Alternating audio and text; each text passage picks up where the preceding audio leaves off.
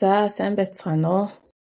Библи судлалын хичээлүүдийг маань сонсоод бидэртэй хамт Библиэд судалж байгаа бүх итгэгч нартаа энэ өдрийн мэндийг хүргье. За өнөөдөр бид нар хүсэн хүлээсэн Матай номороо ярина. За тэгээ бүгдээрээ эзний залбирлаар өнөөдрийнхөө подкастыг эхлэе. За би энийг мессеж Библиэс орчуулгыг уншиж байгаа шүү. Тэнгэрт байгаа эцэг минь ээ, та өөрийгөө илчлээч. Дэлхийн ертөнцийг та зөв тийш нэргүүлээч. Тэнгэрт ч тэр газарт ч тэр юу нь хамгийн сайн түүнийг та үлдээч. Биднийг амьд байлгахын тулд өдөр бүр хооллооч. Танаар уучлагдахын тулд бид бусдыг уучлая. Биднийг өөрөөс минь болон ёрын муугаас хамгаалаач. Бүх юм таны гарт бий. Та хүсснээ үлдэх чадaltaй. Та сүр жавхлангаар гэрэлтдэг нэг юм аа. Амен. Амен. За ингээд Матай номоо бүгдээрээ эхлэхээс өмнө би түүхэн үйл явдлуудын талаар бас хоёулаа ярилцъя гэж бодож байна. За энэ яг Есүс Христийг Матай номд сайн мэдээний 4 ном чинь Есүс Христийг мэдлээд амьдраад нас бараад дахин амьлж байгаа. Тэгээд дагалдагч нартаа үзэгдэж байгаа энэ үйл явдлуудыг багтаасан Христийн амьдралын түүх байгаад байгаа шүү дээ. Тэгэхээр яг Христийг амьдарч байх энэ цаг үед тухайн үеийн нийгэм, улс төрийн байдал ямар байсан гэдэг түүхэн талаас нь хэдүүлээ бас товчхон олсон мэдээллүүдээ бас хуваалцъя гэж бодож байна. За Матай номыг бол ерөнхийдөө Марк дээр үндэслэж бичсэн гэж теологчид үздэг юм билээ. Марк номон дээр.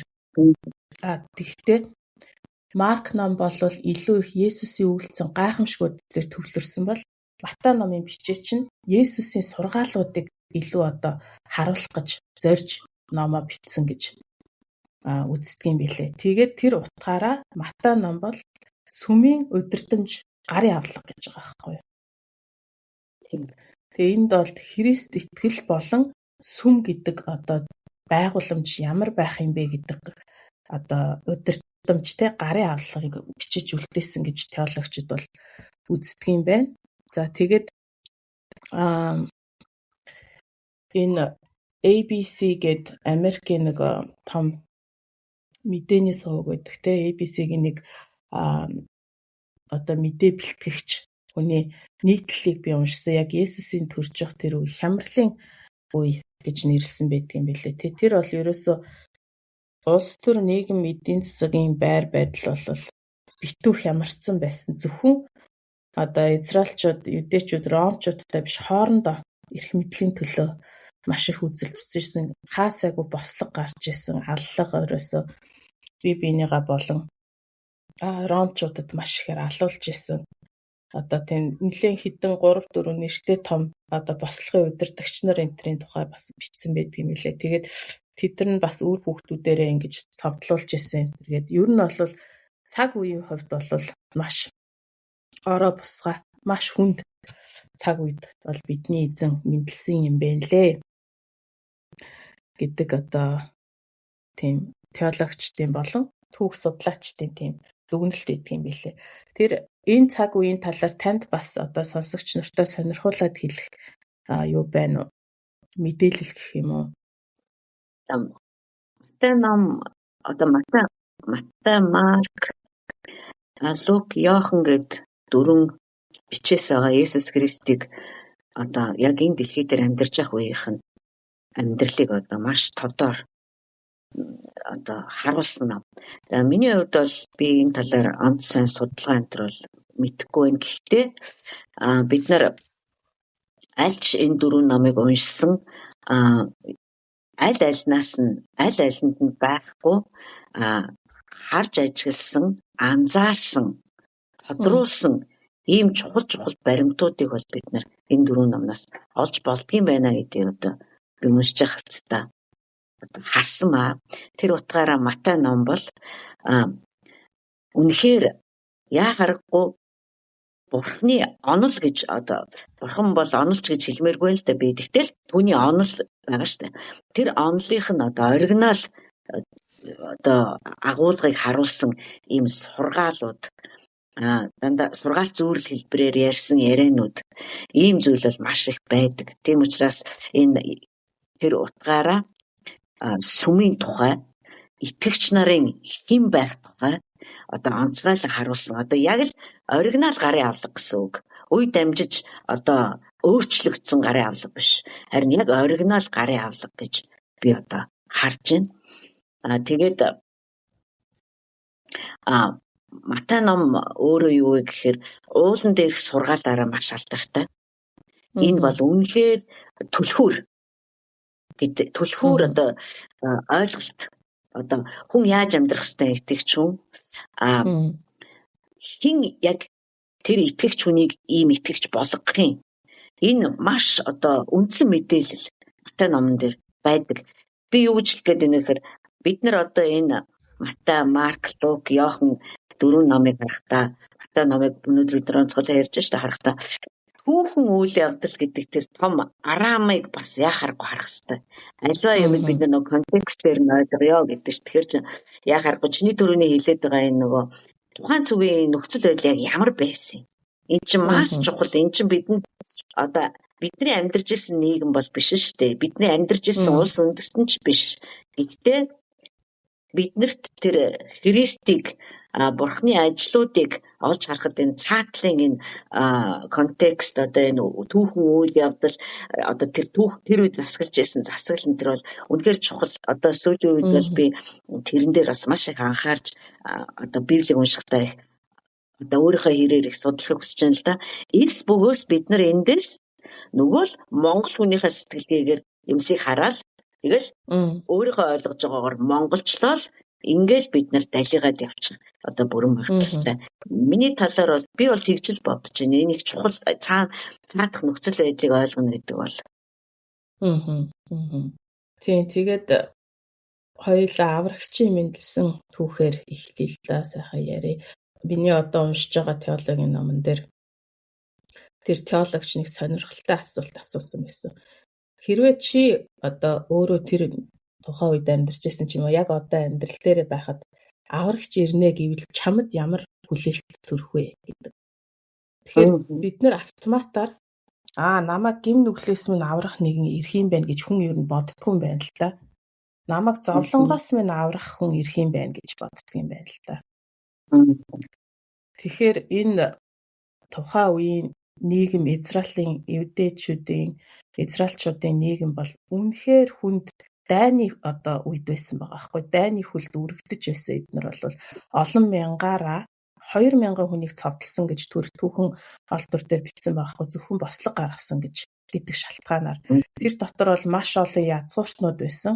Тэгээд Херодын одоо хаанчлыг эсэргүүцчихсэн хаан Ухсаны бусад одоо өөрийнхөө хамаатнуудыг гэсэн бүх хүүгүүдийн түүж авч цовдлж исэн хэмтчлэн ерөөсөө цаг үе бол маш тэр байтугай Мари Йосеф хоёрын амьдарч исэн хажуухан тосгоныг нь Ромын цэргүүд галтаж шатаагаад бүх одоо эмэгтэйчүүдийн боол болгоод ерөөсөө ингээд айгүй амар үйл явдлууд болж исэн байгаа байхгүй. Тэгэхээр тэр хүмүүс дээр аврагч чинь ирлээ гэхэд тэд нар яагаад ч жоохон хүүхэд те эсвэл зүгээр л гим нүглээс минь аврах Бурхны хүү ирж гинэ гэдэг төсөөлөл бол яагаад ч буухгүй байсан юм байна. Тэр утгаараа тэр Есүсийг хүлээж авахд тэдэрт бол маш хүнд байсан нь эндээс ойлгомжтой байгаа хгүй. Есүсийг аврагчаа гэж хүлээж авахд, Месая гэж хүлээж авахд маш хүнд байсан нь ойлгомжтой байгаа хгүй. Тийм. Яг үнэ. Энэ ер нь бол ийм юм байна. Бид нар ер нь дандаа нэг тийм асуудлыг миний гим нүгэл одоо миний гимт мөн чанар гэж холбож боддгүй юм байна. Хүн. Дандаа л нэг тийм гадна талын нөхцөл байдлууд одоо намайг ийм болгоод байгаа юм шиг ингэж боддог. Одоо хүний төрлөх мөн чанар л да. Гимт мөн чанар штэ энэ ч одоо харин энэ гимт мөн чанар чинь нөгөө Адамын уналтаас эхлээд бидний дотор одоо бий болцоо. Одоо бид нар чинь энэ л гимт мөн чанараар удирдуулж одоо амьдралаа штэ Христийг сонсоод одоо Христэд итгээд хүлээж авах хүртлээр ерөөсөө бүх юм гадна талд л буруутай.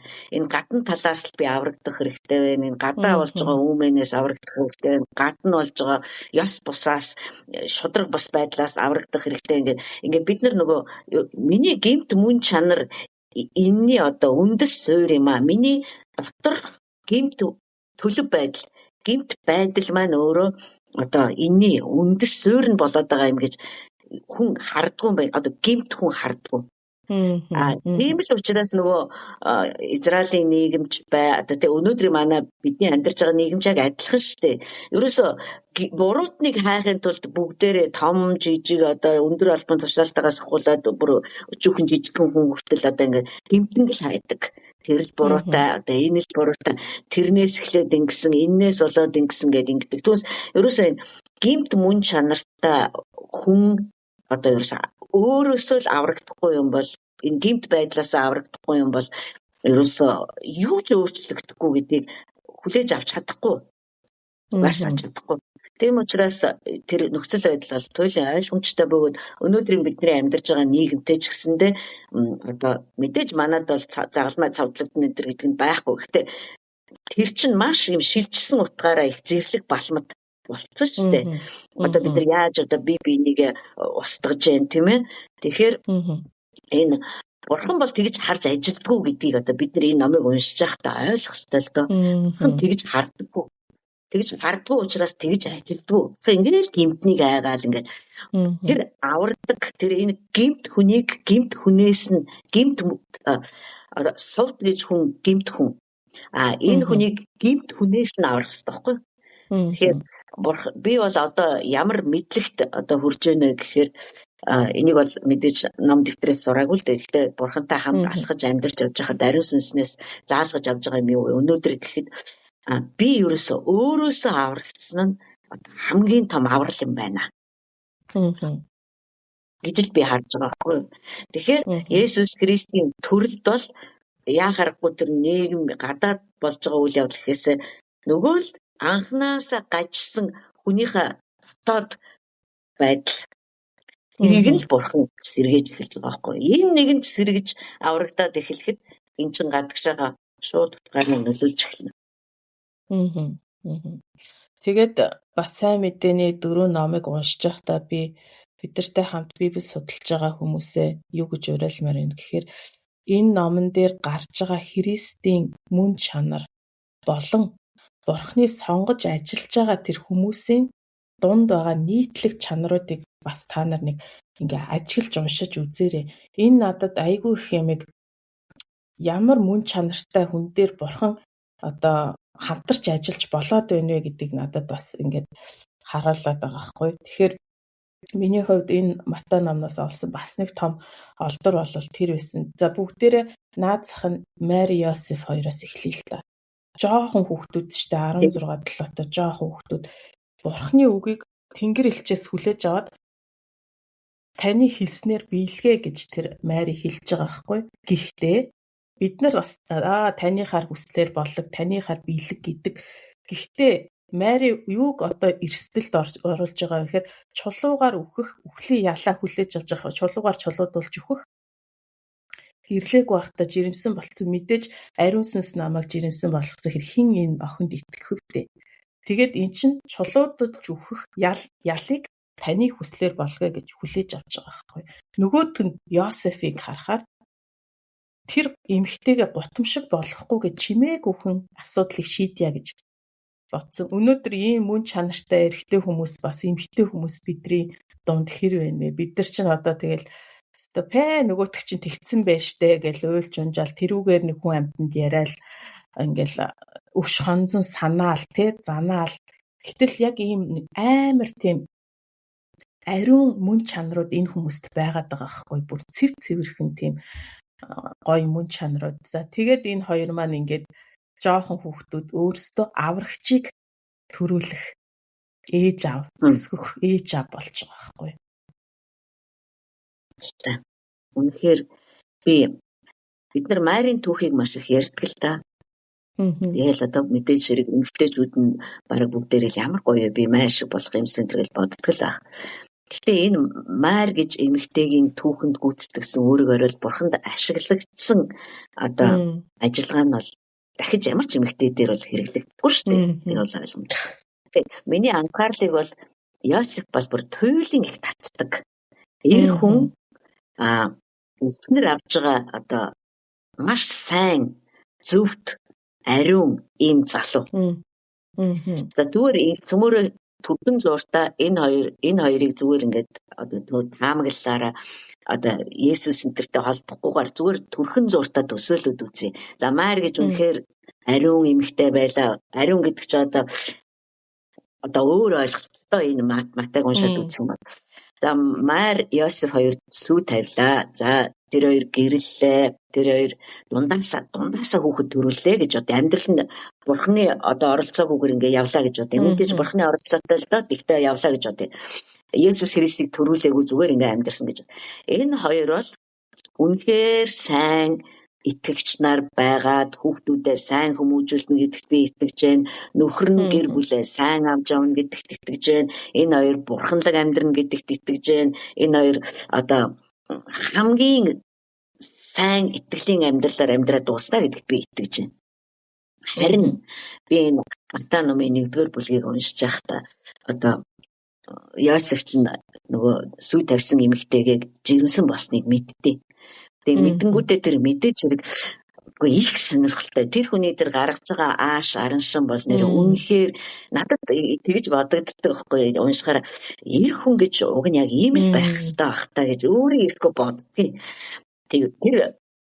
Тэр мэдээг хүлээж авч байгаа. Тэгээд бодож байгаа. Тунгааж байгаа. Тэгээд бүр тэр чин шаналж байгаа. Тэр нэг бас нэг тэрэнд нь хүртэл тэр Йосефийн зөв мөн чанар оролцоод байна л та. Тэгээд би түрүүн та нарыг төсөөлөөрэй гэсэн штэ. Тэгэхээр Йосеф бурханд одоо сайн Йосеф, ариун Йосеф, маш сайн эр хүн, маш сайн нөхөр болох гэж байгаа энэ залууг бурхан яаж өөрийнхөө хаанчлал руу татан оруулж байгааг бид нар энд Христийн төрөлтөөр харж байгаа юм. Өөрөөр хэлбэл төмөрөө ингэж төсөөлье. Йосеф сайн итгэж байжээ. Орчин үеийн хэлээр за маш сайн итгэж байж. Одоо ерөөсөө сүмч уулган тун хавар. Тэгээд одоо гэвлэхэд байж ижээ. Бид нар ямар ч сайн итгэж бай. Бид нар яаж ч өөрийнхөө сайн хичээсэн бай. Бид нар ямар ч шийдвэр гаргасан бай. Хаанчлал гэдэг бол бидний зүгээр нэг ингээ итгээл хөөрхөнгүүгээл айтайхан шийдвэр гаргаа яваад байдаг амьдрал биш. Тийм учраас Йосефийг бурхан сайнаас шилдэг рүү гаргаж ирж байгаа байхгүй юу? Яг энэ Йосеф Марийн тухайд одоо Тэнгэр элч одоо зүүдэнд нь сануулж хэлэхэд Йосеф хүлээж авч шít. Йосеф хүлээж авж байгаа. Энэ эмэгтэйгээс чи одоо битээ зүх та. Тэр чинь бодготой ингэж байгаа байхгүй юу? Энэстэй ямар хөгийн хүүхэн байстэй ой би чамайг зүгээр байхгүй болгон заа би зүгээр чамайг тийм ээ зүгээр л чулуугаар чулууд болохгүй би зүгээр чамайг хинч болгоно бүр ямар ч юм бодол байхгүй төхөө тэр боддохдоо юу гэж бодсон бэ гэхээр би яавал энэ эмэгтэйг аврах вэ гэхдээ би энэ эмэгтэйтэй гэрлэхгүй гэхдээ би авармаар байна би түүний нэр төрийг би түүний би мах бодгийг нь аюулд өртүүлмээргүй байна. Би заримдаа боддог байхгүй юу? Хүүе. Ийм эрэгтэй хүн хаана байна? Тийм учраас Есүс Христийг Паул юу гэж хэлсэн бэ гэхээр ирчүүдээ та нар Есүс Христ сүмийн төлөө үхэж чадсан шиг эхнэрийнхээ төлөө амиа өгч чаддаг байгаа ч гэж бүр одоо зүйрлүүлж хэлсэн байна. Тэгэхээр энэ Йосеф бол Йосефийн тэр бодож байгаа, тэр шийдвэр гаргаж байгаа бол нэр үнэхээр гайхалтай гэхдээ яг энэ гайхалтай чигээр нь бурхан үлдээгээгүй. Одоо тэр зүүдэнд нь уулзаад өөрт нь зааварчилгаа өгж байгаа Тэнгэр элчийг сонсонгуудаа бүх өөрийнхөө бодлуудыг бүгдийг зүгээр л хайчилж байгаа байхгүй. За ойлголоо. Би одоо таны бор явъя гэх. Яг ингэж зөвшөөрөхөд тэр одоо ямар ажиллагаанд орж ирж байгаа нэхэр Бурхан өөрөө хүний биеэр энэ газар дэлхий дээр Бурханы хаанчлалыг төлөөлөөд амьдрах хаанчлалын 90 үе рүү өөрөө ингээ алхаад орчиж байгаа. Энэ ч бас том хэлцэл тавьсан гэсэн үг. Тийм учраас зөвхөн энэ хоёр залуу одоо үнэхээр цэл залуухан одоо амьдралд өнгөж эхэлж байна. Ямар одоо гайхалтайгаар Бурхан тэднийг дагуулж гарч ийнэ. Би эндээс юу гэж хэлэх гээд байна гэхээр бид нар зүгээр нэг сайн итгэж байгаад явахгүй. Бурхан биднийг тийм байгаач гэж үхээгүй. Тэр их аимшигт үхлийг амсаж өшөөтэй бүр туул бүр бидээр ер нь бол Бурхан үхнэ гэж ойлгомжтой. Бурхан ч үхэдгүй үхэхгүй байхгүй. Чухал үхэхийн тулд тэр хүний бие дотор орж ирсэн. Тэгэхээр үхэн зүгээр та өдөрийг сайдэр сүмдээ яваад амарсан магтан дуулаад номлоо сонсоод хичээл бичиж аваад тэгэл залбираад хоолоо идэхдээ залбираад өглөө босохдоо залбираад тэгэл ингээл ажиллаа сайн хийгээл гот ингээл болчихно гэж ийм хэн байсан юм уу тэгвэл гэтэл энэ хоёр залуу чинь Христийг ирээг байхад үжи бүр энэс ч мундагаар амьдарч ирсэн байгаа байхгүй. Гэтэл Христ ирж байгаа учраас одоо энэ хоёр яах вэ гэхээр өөрсдөө хаанчлалын ажилтан болж хувирах хэрэгтэй. Тэр төвшөнд гарах хэрэгтэй. Тэгэхээр энэ гайхалтай залуу эмэгтэй эднийг Бурхан яаж хаанчлан засгалдаг өөрийнхөө засгийн газар руу оруулж ийнэ гэдгийг бид нар эндээс харах хэрэгтэй. Одоо сайн залуу, ариун залуу биш. Одоо бүр хаанчлалын төлөөлөгч. Христийн амбан сайд. Бүр Христийн амийг одоо хуваалцсан тээгч. Энэ чинь амар төвшин. Энэ төвшөнд амьдрахаар бид нар дуудагц. Өөр төвшин гэж биднэрт байхгүй. Яг оноо. За тэгээд явж тал би энэ дээр бас тантай Тэнгэр элчнэрийн талаар ярмаар байна. Би энэ Библи судлалыг эхэлснээс хойш Тэнгэр элч гэдэг энэ одоо бүтээл үнэхээр ямар юр бусын, ямар онцгой зоригтой, ямар гайхалтай тийм сонирхолтой бүтээл юм бэ гэдгийг бид нар Даниэл номноос эхлээ харж штэ. Тэд нар мэдээ хүргэж гин, тэд нар үйлчилж гин, байлдж гин. Нөгөө Бурханы хүн болон Бурханы ажил хоёр уулзаад тэр биелэл олохын тулд бүх зохицуулалт логистикуудыг эдгэр хийгээд байгаа байхгүй юу. Тэгээ энд бас мэдээг Йосеф Майр хоёр дээр авчирч өгч байгаа. Тэгээд одоо өөр хот руу яав энэ төргээ зааварчилгаануудыг авчирч өгч байгаа тий. Энэ юу нь ямар гайхалтай бүтээл вэ? Давид бас энэ талаар Тэнгэр элчнэрийн талаар маш ярьдаг штэ. Тэгээд хүнийг та түүнээс арай илүү болгосон гэж хэлж байгаа байхгүй тий. Тэгээд хүнтэй адилхан бич Бурханы бүтээл, Тэнгэр элчч Бурханы бүтээл гэтэл Бурхан хүнийг илүү тавиад Тэнгэр элчийг түүнд үйлчлүүлэхээр тавьчихж байгаа байхгүй. Христийн амьдралын туршид ч гэсэн Тэнгэр элчийн үйлчлэл бол энэ дээр ерөөсө дураатал гарч ирж байгаа тий. Тэр энэ Тэнгэр элчийн талаар та бас бидэрт ойлголтоо хуваалцаач. Энэ би бас их нэг талаас чамайг энэ талаар ярьсан чи гайхсарч байна. Яа гэвэл би бас сүүлийн үед энэ ерөөсө Тэнгэр элчийг ерөөсө яагаад ингэж онцгой анхаарч уншдаггүй байваа гэж бас өөртөө их бодчихсон. Тэгээд Тэнгэр элчийн талаар одоо бодлууд бас маш их миний толгойд орж ирж ирсэн л ба. Тэгээд мэдээч хэрэг би бол одоо Библиэлд юу гэж байгаа, Библиэлд Тэнгэр элчийг яг яаж тодорхойлж байна вэ? Тэр үнэн дотор л одоо байхыг хүсдэг.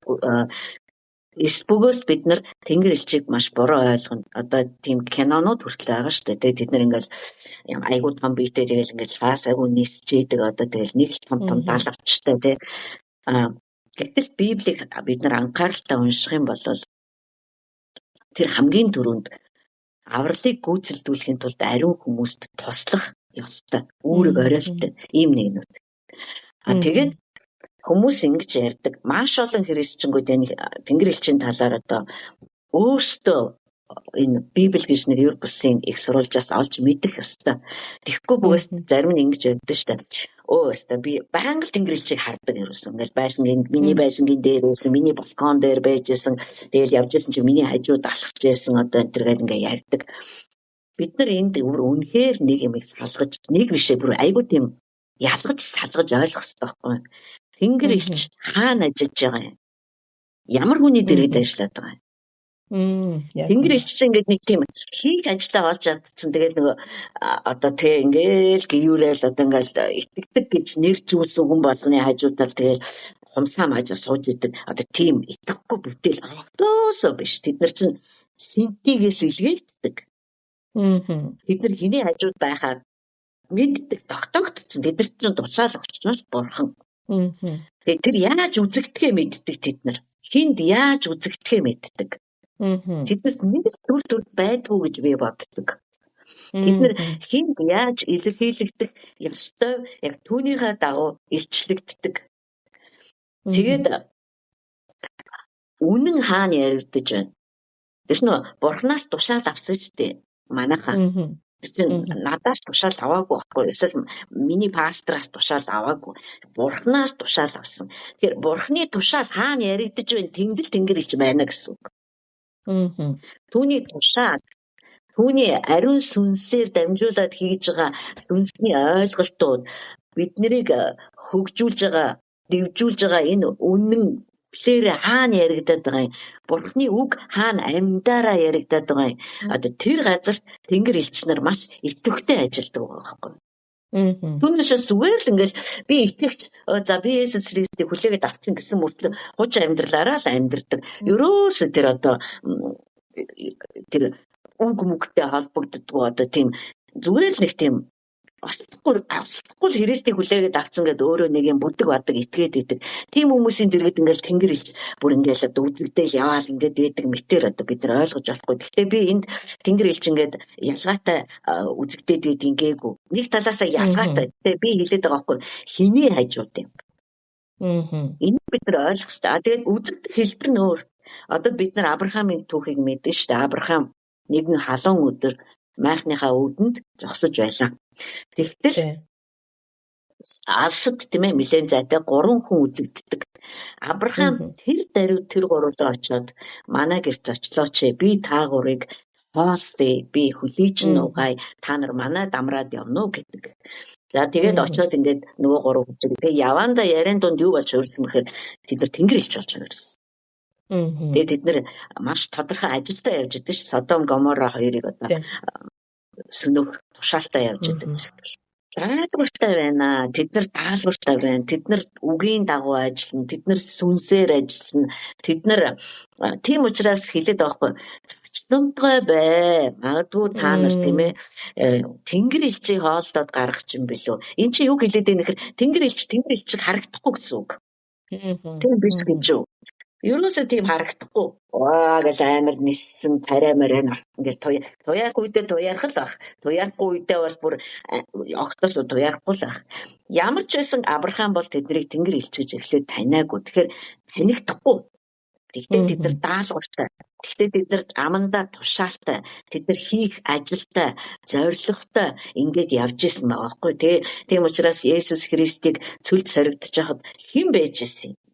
Тэнгэр элч нар байсан. Тэгтээ тэд нар түүнийг ингээд сатан тэрийг ярилцж байгаа чинь дундуур нь орж ирээл эргэн тойронгүйгээл байгаагүй ш. Тэд нар хол байсан. Тэгээд сатан түүнийг сориод бүр аргаан бараад явхад нь тэнгэр элч нар хурж ирээд түүнд үйлчилсэн. Одоо ямар гайхалтай бүтээлүүд одоо бидний иргэд амьдарч байна вэ? Одоо тэгээд яагаад тэнгэр элч шиг бидэнд үзэгддэггүй гэхээр бид нар чинь нүдэнд харагдах юм бол тэгээд шүтэл би бол тэгж болгоомжлдог. Шүтэл бичрээд өөстө Габриэл над дээр өнөөдөр 2 ирсэн. Хүч юу ч биш над дээр 5 ирсэн гэж бид нар ингээл ташаад явчих айгүй амархан. Тийм учраас бурхан ухаантай штэ. Бурхан яаж үзэгдэх ёстой, ямар харагдах ёстой, ямар ажил хийж яхад яаж ажиллах ёстой бүх зүйл нь бурханы тушаалаар. Хайдаа бурханы тушаалыг сахиж амьдарч байгаа бол тэнгэр элч нар бидэнтэй хамт ажиллаж байна гэсэн үг. Үнэхээр гайхалтай бүтээл сонирхолтой бурханы бүтээлүүд байна тэнгэр элч нар. За тэгээд тэнгэр элч нар маань мэдээ авчирсан Мари Йосеф хоёр маань ингээд тэнгэр элч нараар ирсэн мэдээг дагаад зааварчилгаа гэж хэлээ л да. Зааварчилгааг дагаж яваад ингээд Есүс мэдлээд за тэгээд насанд хүрээд Есүс ирж байгаа. За одоо энд нэг чухал дүр гарч ирж байгаа. Йохан баптизм хүртээгч Иохан гарч ирж байна. За баптизм хүртээгч Иохан бол ерөөсөө хил аман дийлдэхгүй, ерөөсөө байнга л хутга мэт хурц үгийг тунхаглаж хүмүүсийг гимшилт дуудаж байсан эзний замыг бэлтгэж нэгэн баг. За баптизм хүртээгч Иохан болохоор Есүс туссан баптизм хүртээсэн. Зөвхт байдал гүйцэтгэхийн тулд одоо чи энийг зөвшөөрөө гэж Есүс хэлсэн баг тий. Есүс Иохан хоёрын харилцааны талаар энэ бол маш тийм тэнгэрлэг одоо маш хаанчлалын харилцаа гэд бидний яриад идэх чинь одоо яг энэ байгаад нь шүү дээ тий. Яг нөгөө Бурхны ажлууд ингээ явхад яг ингээд шатн дээр гიშгэгдэж байгаа юм шиг бие биенийгаа эвгээд ингээд явж байгаа байхгүй юу? Хаанчлалын энэ харилцаа. Тэгэхээр энэ баптизм хүртээгч Иохны талаар хоёулаа бас ярилцъя.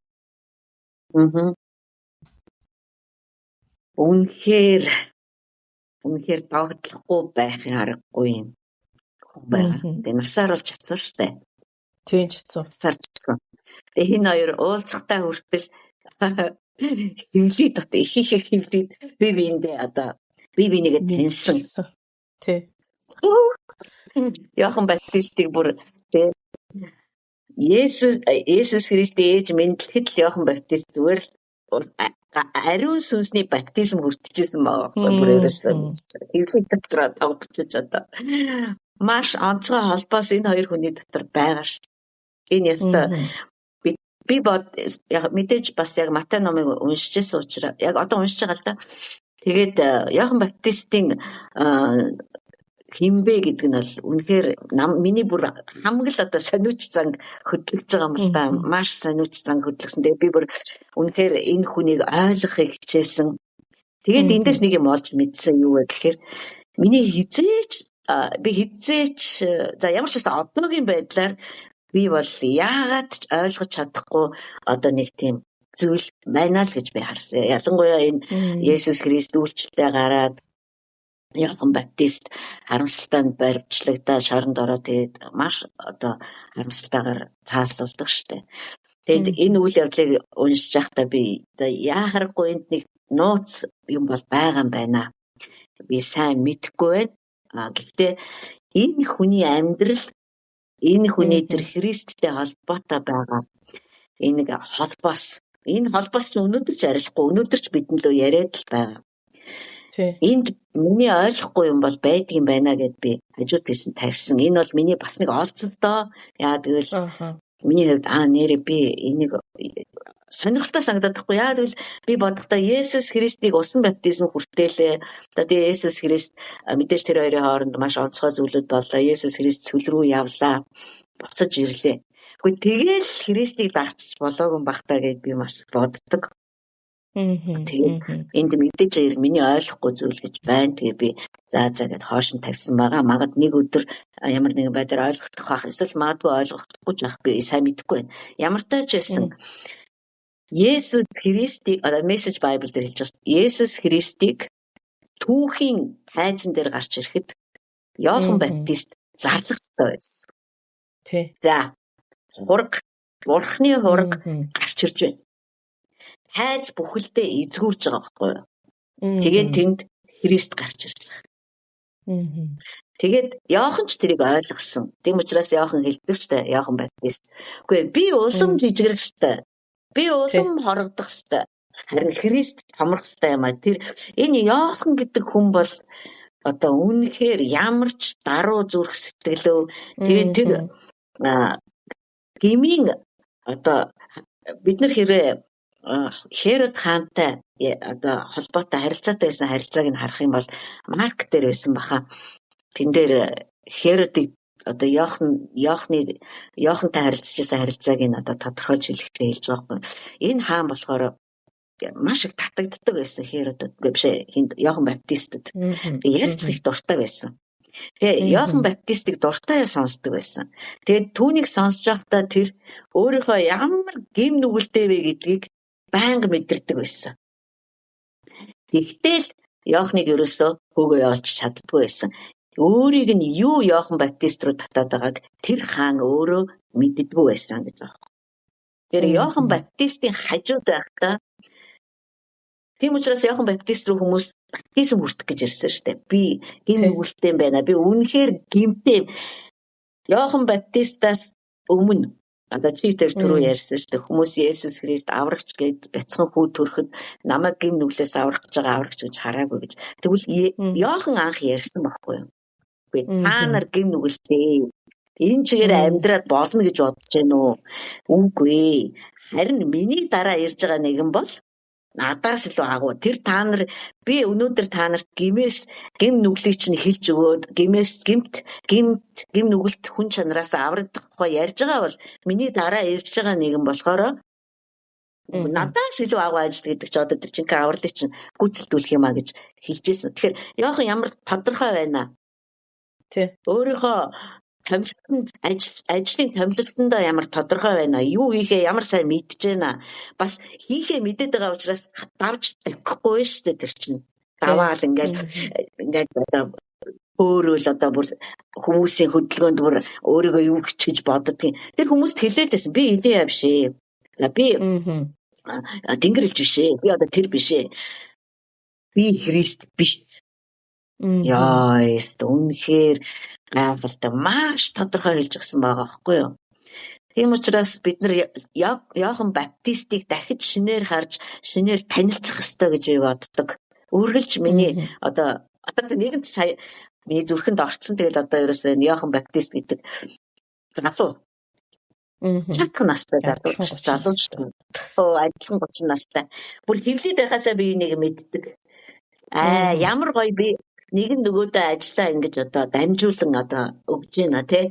Нөгөөдг нь гардаж авч байна. Тэгээд ёо тэр үнэхээр энэ бол үнэхээр яхахгүй бидэнд нэгийг бодогдуулах хэрэгтэй. Тий.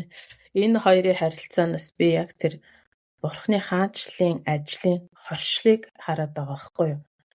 Бүр ингээд хоршиж ажиллаад байна шүү дээ. Яг одоо оркестр шиг те энэ хөгжим дуурж агаад энэ хэсэг дээр намсахад энэ хөгжим орж ирэх хэвээр. Тэгээд эндээс миний бас ойлгож харсан нэг зүйл юу вэ гэхээр бид нар одоо энэ өөрсдийнхөө ройлыг ер нь хүлээж авах маргаангүйгээр хүлээж авах нь айгүй чухал юм байна. Нөгөө Христийн сүмэд дотор гараад байгаа айгүй хагарлыг чинь яг ингээ бодоод үзэхээр зүгээр атаархал ч юм уу те өөрийнхөө ройлыг хүлээж авч чадахгүй гарч ирэх үедээ гарч ирээд алга болох үедээ алга болж чадахгүй ингээд нэг хин нэгэн байх гад үзээдэн штэ хин нэгэн байх гад үзээдэн тэгээд бусдыгаа шүүмжлээл те одоо чи энэний номлодог гэж юу байсан энэ төр гэл ингээл янз бүрийн яриа гаргаал чиний номлол буруу минийх зөвгээд гэтэл хаанчлалын ажил чи өөрөө ингэж яг шатаар өсөж байгаа юм шиг энэний араас энэ гэд ингээд айгүй гоё юм явдаг ажиллагаа байгаа байхгүй. Тэгэхээр би Есүс Иохан Баптист хоёрын энэ хоорондын Бурхны холбож өгсөн холбоос гэж хэлээ л та. Бурхны бий болгосон энэ холбоос үнэхээр өнөөдөр хаанчлалын итгэгч бидний дунд Бурхан яг энэ холбоосыг бий болгож өгөөсэй. Энийг бид одоо энэ холбоосыг хэрвээ бид нар ойлгочих юм бол Христийн сүмийн хоршил Бурхны хүмүүсийн тэр хоршиж ажиллаа хийх тэр ажиллагаа ямар сүр жавхлантай харагдах вэ? Ямар бүр төгс одоо тэр гоё харагдах болоо. Тэгэхээр бид нар бие биенийхээ төлөө өгөгдсөн болохоос бие биенийхээ эсрэг өгдөөгүй.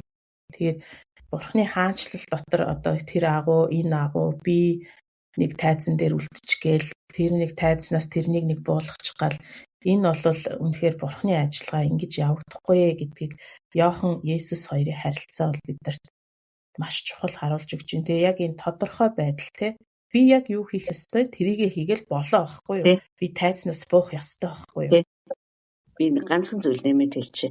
Энэ хоёрын ажиллагааг харахаар ингээд яалтчгүй ингээд нэг тийм хөөх гэдэг нэг тийм ямар өндөр түвшинд ажилтг юм бэ гэдэг одоо өөрөө ирэхгүй бүр ингээд бүр гайхмаар байгаа байхгүй юу? Бидний өнөөдрийн одоо сүм чуулган тэн дотор ажиллаж байгаа арга хэлбэрүүд энэ төр маань ямар доор байна. Одоо эн чинь ямар одоо өндөр түвшний одоо хүмүүс ярьдаг жинхэнэ мэрэгжлийн түвшинд хийлээ гэж ярьдаг. Үнэхээр Тэгж бол харагдж байгаа. Яагаад гэвэл энд Бурхны хаанчлал аль хэзээ ажиллаж байгаа учраас. Хаанчлал гэж юу юм? Эн чинь засаглал шүү дээ. Бурхны хаанчлал гэдэг чинь өөрөө маш зөв засагладаг, эмх цэгцтэй, дэс дараатай. Тэгэхээр сүм өнөөдөр ийм л хаанчлалын засгийн газар мэт ажиллаж сурах хэрэгтэй болчихж байгаа юм. Энэ төвшөнд гарах хэрэгтэй болчихж байгаа.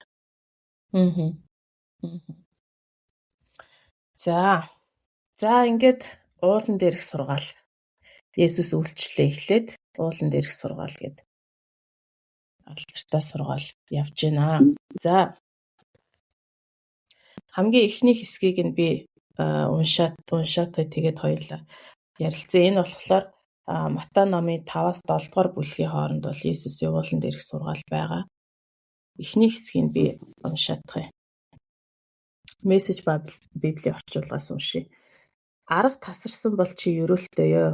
Учир нь чиний аргууд багасхын хэрээр Бурхан болон түүний засаглал дэлгэрч тэлдэг юм аа. Хамгийн чухал зүйлээ алдсан мэт санагдаж байгаа бол чи ерөөлтэй. Учир нь одоо л чи өөрт чинь үнэхээр чухал үн цэнтэй нэгний тэрэгт ирхнэ. Илүү дутуу харалгүй өөртөө хангалуун байдаг бол чи ерөөлтэй. Тэр үедээ л чи мөнгөөр авч болдоггүй бүх юмыг эзэмшсэн гэдгээ ухаарч бахархалтай амьдрах болно. Бурхны юмсад чи дур сонирхолтой байдаг бол ерөөлтэй. Учир нь түүний өгөх хоол унд шиг сайхныг чи өөрөө хаанаас ч амсахгүй. Бусдыг анхаарч халамжилдаг бол чи ерөөлтэй. Халамж анхаарлаар дүүрэн байхдаа чи өөрөө бусдаар халамжлуулах болно. Дотроо зөв бодол санаа хийгээ сэтгэл зүрхэндээ зөв бол чи ерөөлтэй. Учир нь чи гадаад ертөнцид Бурхныг олж хар. Өрсөлдөж тэмцэлтэхийн оронд эвсэлдэж нийлхийг чи хүмүүст харуулдаг бол ерөөлтэй. Тэр үед чи хэн гэдгээ мэднэ жинхнээр нь. Бурхны гэр бүлдэх өөрийнхөө байр суурийг олж мэднэ. Бурхны төлөөх зүтгэлээрээ чи бусдын игдүүцлийг төрүүлж чамайг шахаж хавчихт нь өдөө хатгадаг бол ерөөлтэй. Хавчлах шахалт чамайг хаанчлал руу улам гүн оруулна. Тэгээд зогсохгүй хүмүүс чамайг гонсоолгож, гадуурхаж, эсвэл намайг гутаахын тулд чиний талаар худал цуу тарааж байвал чи өөрийгөө ерөөлтэй гэж бод. Ингэж тавгуутж байгаа нь тэд үнэнд гүйцэгдсэний илрэл юм. Үүний төлөө чи баярлах учиртай, бүр алга таш.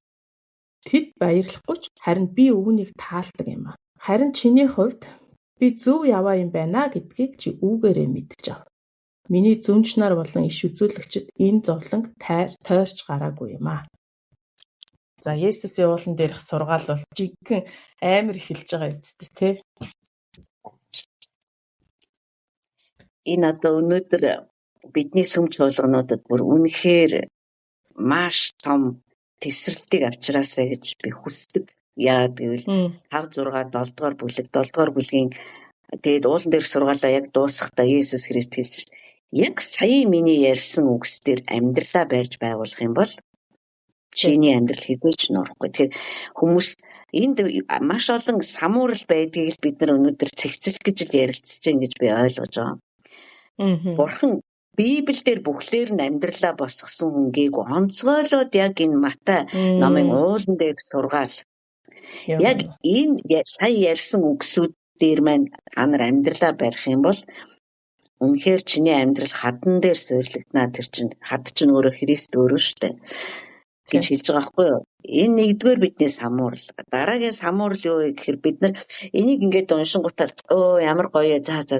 Яг ингээд амьдрий. За одоо ерөөсөө зарим нь би нэг өдрөөс эхэлье. Зарим нь маргаашаас эхлээд яг ийм болно гэдэг. Бид нар өөрсдөө ийм болохгүй, болж чадахгүй юм аа. Энэ чинь Есүс Христ уулан дээр гарч суугаад өөрийн байгуулж өөрийнхөө хаанчлалын хүмүүст та нарыг би ийм болгоно. Та нарын хаанчлалын ДНК чинь ийм байх юм аа. Ийм байж ижил та нар хаанчлал дотор Бурхантай хамт амьдрах юм аа. Хаанчлалыг энэ амьдарж байгаа нийгэмдээ хоттой ах дүүсийнхаа дунд та нар тэлэх юм аа гэж хүнээ танилцуулж байгаа байхгүй юу?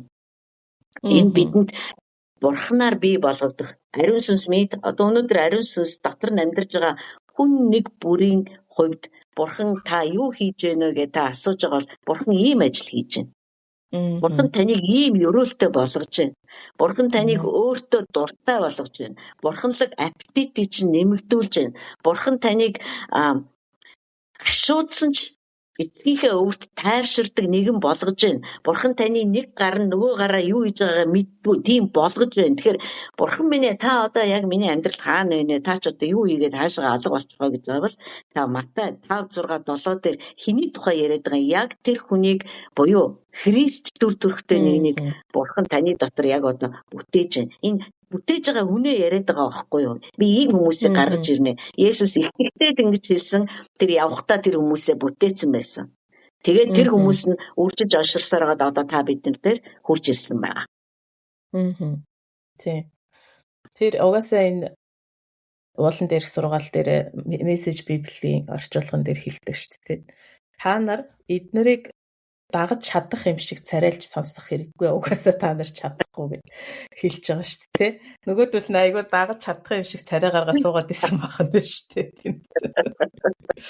Тэгээд бас нэг хэлсэн юм нь ёс суртахууны наад захын энэ шаардлагуудыг хангаж чадахгүй бол та нар болоо гэж. Энийг наад захын гэж хэлж байгаа байхгүй. Одоо сая хоёул хамгийн ихний хэд өгүүлбэрийг уншлаа. Энээс цаашаа чи зөвхөн толгой дотроо л эмэгтэй хүнийг бодсон бол завхаар л гэх мэтчлэн бүр энэ нөгөө фильтрүүд нь бол бүр амар нарийсж орж ирж байгаа байхгүй. Гэхдээ энийг бол ёс суртахууны наад захын зарчмууд гэж ярьж байгаа байхгүй. Тэгэхээр түрүүн би эхлэхдээ хэлсэн шиг энэ сайн мэдээний ном Матай номыг уншихдаа бид нар энэ Христийн мөн чанар болон Христийн хүний характеруудыг аягүй сайн анзаарч унших юм бол би Есүс шиг олноо гэд яриад байгаа чи ямар болох юм бэ гэдэг зургаа бид нар ингээд харах гээд байгаа хгүй. Эндээс ийм болох юм биш үү Есүс шиг болно гэхэр чинь энийг яриад байгаа юм байна гэдэг ийм зургаа олж харж байгаа хгүй. Яг үнэ. Өөрсдөө л бид нар харж байна гэсэн үг. Би ийм болно л гэж миний одоо зургийг би чамайг ингэж бүтээх юм гэд одоо ертөнцийн суйраас өмнө өөрийнхөө хүүтэй адилхан болгохоор сонгосон, дуудсан, хайрлсан тэр нэгнүүдийнх нь зураг яг энэ Матай номын уулан дээрх сургаал дээр яригадаад байгаа байхгүй юу. Тэгээд хэрвээ бид нар энэ Матай номыг уншаад Христийг ингээд Христийн дүр төрхийг ажиллах юм бол Есүс Христ энэ ярьснараа яг амьдрсан нэгэн. Үнэхээр бүр ерөөсөө тэр чинь нөгөө зүгээр л ярьснараа амьдрахтаа хичээгээд байгаа хүн биш байхгүй. Тэр чинь бүр тэр яриад байгаа бүхэн өөрийнх нь дотор бүр мөн чанар нь олгож суулгагдсан учраас өөрөөр тэр байж чадахгүй. Тэр төвчээр тэр нэгүүлсэл тэр хайр инрэл одоо тэр хурц шулуун байдал тэр тодорхой байдал ялган таних чадвар энэ чи бүгд түүний дотор ингээ бүр 30 жилийн туршид одоо суулгагдсан тэр мөн чанар нь байгаад байгаа учраас тэр чөлөөтэй тэгж ямар ч албадгүйгээр чухал өөрөөс нь л урсаж байгаа юм шиг тэгж ажиллаж амьдрсан байна. Тэгээ бид нар яг ийм болно бид нар ийм болж байгаа гэж бодохоор нэрээ үнэхээр талархах ёстой бид нар яалтж байхгүй. Одоо би танаас бас нэг асуулт асуумаар байна л да. За яг энэ нөгөө нэг мэдээж абсолют хариулт байхгүй асуулт. Гэхдээ хоёулаа бас зүгээр ярилцаж үзье. Бид нар яагаад зүгээр л Христийг сайн мэдээг тараагаал Христ бол аврагч юм гэдгийг зарлаа л тийм ээ. Христийн ариун сүнсний хүчээр Христтэй адил гайхамшгуудыг үйлдээд явж болохгүй. Заавал биднэрт яагаад энэ мөн чанарын шилжилт хийгдэх ёстой юм? Яагаад бид нар заавалчгүй энэ Христийн мөн чанарыг тээгчнэр болж гарч ирэх ёстой юм? Энийг Бурхан яагаад нэгдүгээрт тавьж байгаа юм? Бусад бүх ажлуудаас. За мэдээж хэрэг маш одоо чухал асуулт л та. Тэгээ би ч бас яг онсон тийм оновчтой нэг өгүүлбэр энэ төр байдаг гэж бодохгүй л. Гэтэл Бурхан үүнийг хүсдэг. Тэгээд бид нар Христийн өөрийнх нь амьдралыг харах юм бол тэр хоёр Есүс Христ одоо аав ээжийнхаа шууд одоо удирдлагын дор эрх мэдлэлээр эцэг нь насарсан л да. Яг хэзээ насарсан би мэдэхгүй. Гэхдээ ямар ч байсан 12 наснда бол аав нь амьд байдаг шүү дээ. Тэгээд хүрэхэд бол хизээний байхгүй байсан. Тэр өнчилсөн байсан.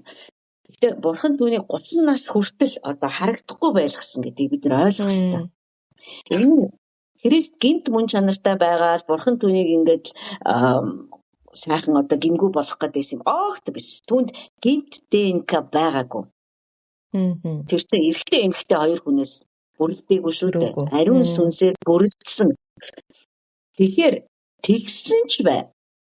Тэр хүний амьдралаар 30 нас хүртлээр амьдрал сурах хэрэгтэй байсан. Аавынхаа үгэнд орж, ээжийнхаа үгэнд орж, дүүнрээ халамжилж, хамт амьдарч байгаа тусгадынхаа одоо эгч нарыг сонсож, дүү нарыг харж, тэр өдгөө эцгийгээ нас орохт нь одоо гэр бүлээ дижээж, аавж ингэж амьдрах хэрэгтэй байсан. Тэр Есүс Христ тийм шаардлага байсан. Одоо бурхан тэгж амьдрах ёстой. Одоо бүр ингэж амьдруулахыг тэр хүссэн ба. Анх удаага бурхан хүний бие дотор орж ирээд амьдарч л дээ энэ ертөнцид одоо та бидний амьдралаар амьдарч байгаа байхгүй. Тэгвэл одоо тэр тусмаа бид нар ямар их одоо бидэнд ямар их шаардлага байна вэ? Бид нар ба штэ зүгээр маш энгийнээр хэлэхэд бид нар бидний хүүхэд төрдөг. Тэгээ бид нар хүүхдээ хараад баярлал хамгийн сайнаар өрөөгөөл, өрөөснийхаа дагуу нэр өгөөл минийх өстө үнэхээр одоо юу гэдгийг те өсөж нэмэгдэж баярлаж байгаараа өсөх баяр гэж нэрлэж гэдэг юм одоо ингээд нэр өгөөд ингээд явдаг. Гэхдээ бид нар ингээд тэгж нэрлэнгүүтээ за одоо болоо минийхөө одоо ингээд яв. Яадаг ч гэсэн яг одоо яв. Одоо зүгээр хоёр хөлөө зөөл ээлжиж гисгээд ингээд алах яв. Одоо тэгээ явж ажиллах одоо өсөж нэмэгд одоо өрчөж оншир одоо ингээд амьдр гээд ямар ч эрүүл саруул ухаантай ээж аав хүүхдээ гаргаа хийчихдэг шүү дээ. Тэд нар хүүхдээ хүн болгож хүмүүжүүлэх одоо маш урт аян замд гардаг. Тэгэхээр эндээс харахад бид нар бол дээрээс дахин төрсөн хүмүүс. Бид нар махан биеэрээ бол аав ээжээсээ төрсөн. Гэхдээ бид нар сүнсээр бол дээрээс дахин төрсөн. Бид нар бурхны үгээр дахин төрсөн. Ариун сүнсээр дахин төрсөн. Бид нар одоо огт өөр шинэ бүтээлүүд болсон. Бид нар шинэ бүтээлүүд болсон. Бид нар энэ амьдралд бид нар суралцах хэрэгтэй. Яг ялах хүүхэд сурж байгаа юм шиг. Алхаж сурах хэрэгтэй. Хүн намайг нэг хэсэг хөдлөх бах, нэг хэсэг би алхахгүй мүлхэх бах, тэгжээснээ одоо алхах гэж оролдох бах, тэгснээ хин нэг намайг хөдлөх бах, хин нэгний анхаарал халамжинд ор би өсөх бах. Түүнчлэн бид нар итгэлийн амьдралын хувьд ч гэсэндээ яг заавал бид нар бурхан эцэг ариун сүнсээр намайг өсгөж байгаа энэ процессор орж төлөвшгүй юм бол, өсөхгүй юм бол бид нар юу хийж чадна гэж одоо ингэж гүйцгэх юм бэ? Бид нар тун багыг чадна. Би яг хүний амьдрал дотор бол бид нарт хийж чадах юм байх баха. Бид нар одоо тийм зарим хүмүүс чинь одоо юу гэдэг зэрэгт очивол айгуу гоё юм хийж сурж мураад бөө мэдээ янз бүрийн шалтгаанаар их юм хийдэг болсон байдаг. Тэгээд тэр ажлыг яриаггүй байна л да. Энэ бурхны ажил одоо хаанчлалын ажил одоо энэ нийгэм дотор гэрэл болох, давс болох юм чинь бүгд одоо бурханд итгэх гэж нэг ажил байна бас. Тэгэхээр энэ чинь өөрөө биднээсийг бурханаар хүмүүжихийг шаардаад байгаа байхгүй. Бид тэр намайг хүмүүжүүлэх ёстой шүү дээ. Тэр намайг хүмүүжүүлж миний зан төлөвийг, зан чанарыг, бидний ааш араншинг, бидний үзэл бодлыг, бидний итгэл үнэмшлийг ингэж баттай бүрэлдүүлж өгчөөж одоо надад тодорхой ажлуудыг даалгана да. За одоо сувдаа бол энэ ажлыг хийж чадна. За одоо бол сувдаа энийг хийж чадахгүй харин энийг бол чадна. Тэр чинь өөрөө өсөж байгаа нэгэн маань учраас намайг айгуу сайн мэднэ шүү дээ. Тийм учраас яг надад тохирсон ажлуудыг өсөлтийн маань тодорхой хугацаа бүр надад өгөөд л яваад байна. Гэтэл өнөөдөр бид нар юм зүгээр нэг юм хүний амьдрал дээр хүртэл логикоор явагддаг юм бид нэг алгасаж өгөх гэдэг юм ер нь. Христэд итгэлээ, сүмд явлаа, гоё байлаа, ямар сайхан юм бэ гэж айгүй гоё дуулаад эхлэнгүүд Магдалины ахлагч нь дуудаад чи айгүй гоё дуулд юм, за тэгвэл дуулж тэгээ энэ бол миний дуудлага юм гэж бидний дуудлага бол тэгж ярих юм бол бурхантай хамт амьдрах л бидний дуудлага. Гүйцээ. Бид нар түүнтэй хамт амьдрах юм бол бид нар Христ дүр төрхтэй болно. Христийн хийжсэнээс ч илүү агуу ажлыг хийнэ гэж би биш Христ өөрөө хэлсэн. Бид нар түүний үгийг ярьж сурна. Бид нар түүний мөн чанарыг эзэмшиж сурна. Бид нар яг хар аяндаа өөрөөсөө хийж байгаа юм шиг яг Христ шиг тэр нэгүслийг өөрөөсөө ингэж одоо урсгаж чадна. Бид нар зааж чадна, бид нар сургаж чадна, бид нар дагуулж чадна, бид нар өөрөө өөрчлөгдөж байгаа хүчээрээ бусдыг өөрчилж чадна. Гэхдээ энийг бид нар бурхангүйгээр яаж хийх юм? Тэгэхээр дахиад хэлэхэд зүгээр ингээл харж яснаас за би бол ерөөсөө айгүй гоё ярьж чад. Би юу айгүй гоё ярьдаг л та гэж тахиж очвол энэ дээр гараад яриад л эсвэл одоо нэг нь гүйцэд дуусаад л байна гэсэн огтос биш шүү дээ. Зүгээр Библийг л уншиж та хэдүүлээ. Тэнд ерөөсөө тийм юм зүгдээгүй байгаа шүү дээ. Матай номын 16 дугаар бүлэг дээр Петр Есүс Христийн хэн болох талаар илчлэлт авсны дараанаас эхлээд Есүс өөрийнхөө баривчлагдаж өөрөөс нь урвна гэдгийг баривчлагдана, маш их зодуулна, бодол гүжирдлэх дүртэн, хэлсэн, цаазаар авах яс сонсно, загалмай дээр тарчилж өгөхөд тэгээд дахин амьлах байгаа ярьж эхэлсэн байт. Тэгээд энийг чухал 16 дугаар бүлэг хүртэл бол ер нь бид нар ингээд Христийг дагж байсан хүмүүсийг харах юм бол тэд нар Христийг дээш өргөгдөх хүртэл, ариун сүнсийг цутгах хүртэл тэд нар бол ер нь байнгын нэг тийм гайхширсан те бүр зарим айгүй олон удаа бүр толгой нэргсэн бүр юу болоод байгаа юм болоо гэх бүр үнэхээр одоо тийм байц алдчихж байгаа ч гэх юм уу те бүр арга барагдж байгаа ийм дүр зургуудыг харна л та.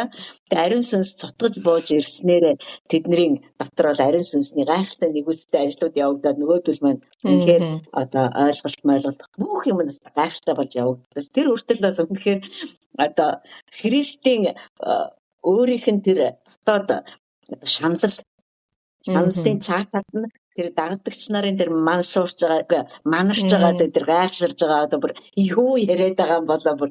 Гэхдээ Петрийн илчлэлтийн дараа энэ яригдаж эхэлсэн гэдгийг бид нар мэдээд авчих хэрэгтэй. Учир нь гэвэл тэр илчлэлт бол Есүст те за одоо энэ тухай ярихад бол болж байгаа юм байна гэдэг тэр зохиог өгсөн. Петр Есүс маш их баярлдаг шүү. Хөө эцэг минь та энийг ингээ хүүхдүүдэд нялх бачир хүүхдүүдэд илчилж өглөө шүү дээ одоо.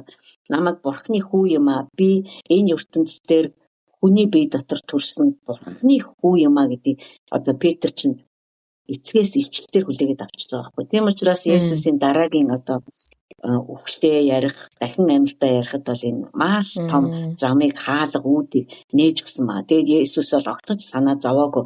За тэгтэл эдгээр ойлгохгүй байхтаа гэж бодоогүй. Тэр мэдчихэж штэ. Тэр үхэн дахин амьлна, ариун сүнс ирнэ. Эдгээр миний ярьж исэн бүх зүйлсийг ариун сүнс тэдэнд сануулах болно, үргэлжлүүлээд сурах болно. Үнэхээр сайн мэдээд байгаа байхгүй. Тэгэхдээ өнөөдөр бид нар яг энэ одоо 4 сарын эхний бүтээл сайдэр бид нар Христийн дахин амьлтын баярыг тэмдэглэх гэж байна. Тэгээ зарим газар орнуудад болохоор энэ 7 хоногт аль хэдийн Христийн одоо зовлонгийн 7 хоногт зарлаад ингээд эхэлсэн байгаа.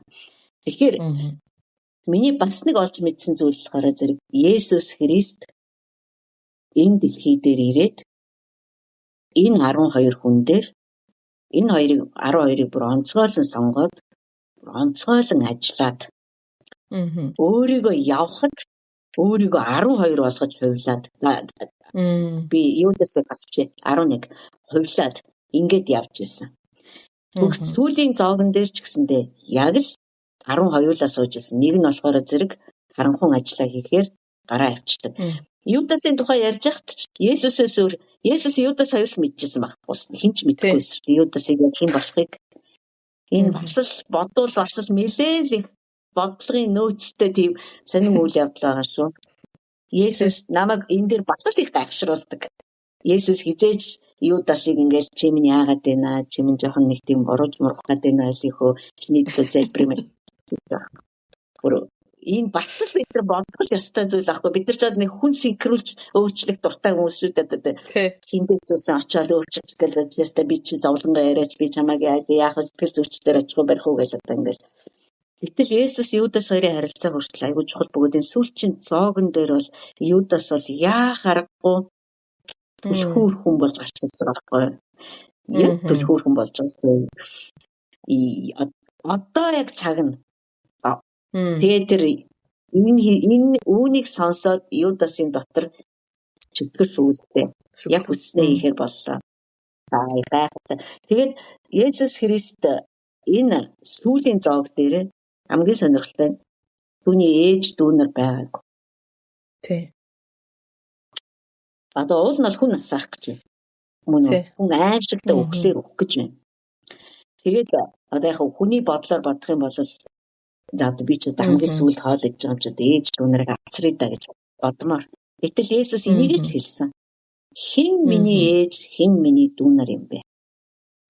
Эцгийн хүслийг таниад ямар ч одоо тийм эргэлзээгүйгээр үйлддэг энэ хүмүүс гэдэг нөгөө дагалдагч нар л зааж байгаа шүү. Энийг бид нар бас л буруу ойлгодог.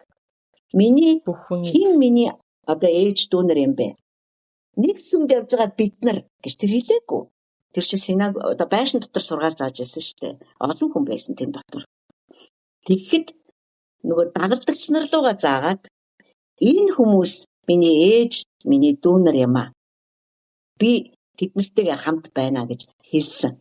Энэ нь Есүс Христ ээж дүүнэрээ одоо тэг 2 дугаар зэрэглэлийн иргэд гэж хэлсэн юм огт биш.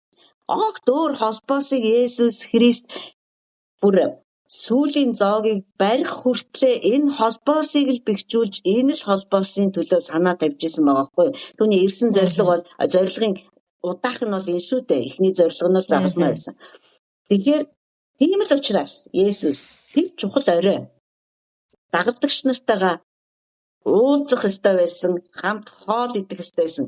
Идж байгаа хоол нь хүртэл онцгой ач холбогдолтой байсан. Хэлж байгаа үг нэг бүр нь ямар нэгэн зүйлийг барьж байгуулж бэлдэж байсан тэднийг. Тийм учраас Христийн сүүлчийн зоог бол зүгээр ингээд энэ ямар гоё зураа вэ гэд харж байгаа уран зураг төдий биш гэж би боддیں۔ Тэгээд энэ уулзалтан дээр Есүс Христ биднийг харамж авсан байна. Юдасын гараа явсны дараа, яг гараа явсныхын дараанаас эхлээд Есүс Христ та нар бие биенээ хайрлаа гэж хэлсэн. Энэ бас л маш сонирхолтой. Та нар бие биенээ би та нарыг яаж хайрлаад би та нарын төлөө яаж одоо тэр чинь хайрынхаа төлөө өгөх гэж байна шүү дээ. Тэр хайр чинь зүгээр нэг тийм гоё яриа бол биш шүү дээ. Өгөх гэж байна. Яаж хайрлсан шиг та нар бие биенээ хайрлаарай. Тэгээд та нар ингэрээ бүх заавруудаа Есүс Христ хэлж өгч байгаа юм. Тэгэхээр Есүс Христ онцгой холбоосыг үүсгээд дууссан тэрний дараа загалмайн ажил эхэлсэн ба. Сонгож аваад ерөөс 3.6 жил орчим 3 жил 6 сар тэдрийгээ дагуулж авч явсан. Хамт амьдэрсэн. Энэ бас их сонио. Есүс Христ гэрээсээ гараад Капернаумд ирээд байр түрээслээд тэндээ бааза байгуулсан.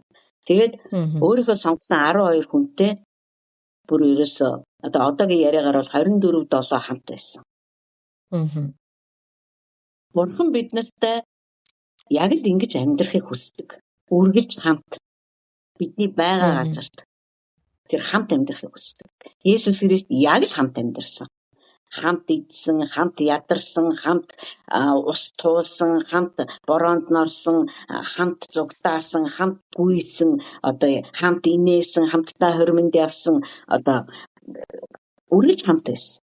Тэр гайхалтай загварыг үлдээсэн байхгүй юу бид нарт. Тийм учраас бид нар сүүлчийн орой тэр зоогон дээр байгаа энэ одоо бид нар ер нь энэ яриа тэр дагалдагч нартайгаа ярьж яснаа тэр чинь шууд ингээд Иохан 17 дээр эцэг рүүгээ хандаа залбираад ундаг шүү дээ одоо дагалдагч нарынхаа дэргэд. Тий. Гайхалтай шилж одоо яриад тэгж байгаа ш. Би танаас энэ хайртай хүмүүс таны надад өгсөн хайртай хүмүүсийг маань эндээс аваач гэж гоохгүй. Харин ийм амьдсан та хорон муугаас авраач гэж би гуйж байна. Бүгд сонсч байсан тэд нар. Бид нар одоо сонсомоор байна. Одоо бид нар үнэхээр чихтэй баймаар. Бид нар үнэхээр энэ чихийг яриаг үлдээ би нөгөө чихээ бид нар нээж энэ туйлын эрхэм нандин энэ үгсүүдийг бид нар сонсох одоо хэрэгтэй байна. Энэ 7 хоног бүр тийм л 7 хоног байгаасаа.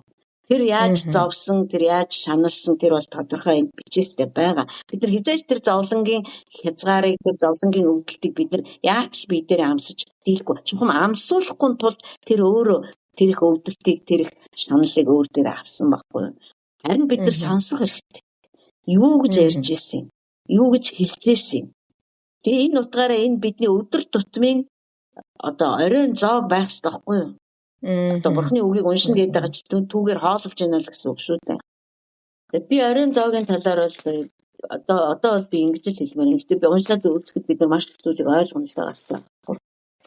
За хоёулаа үргэлжлүүлээд загалмайн талаар ярив.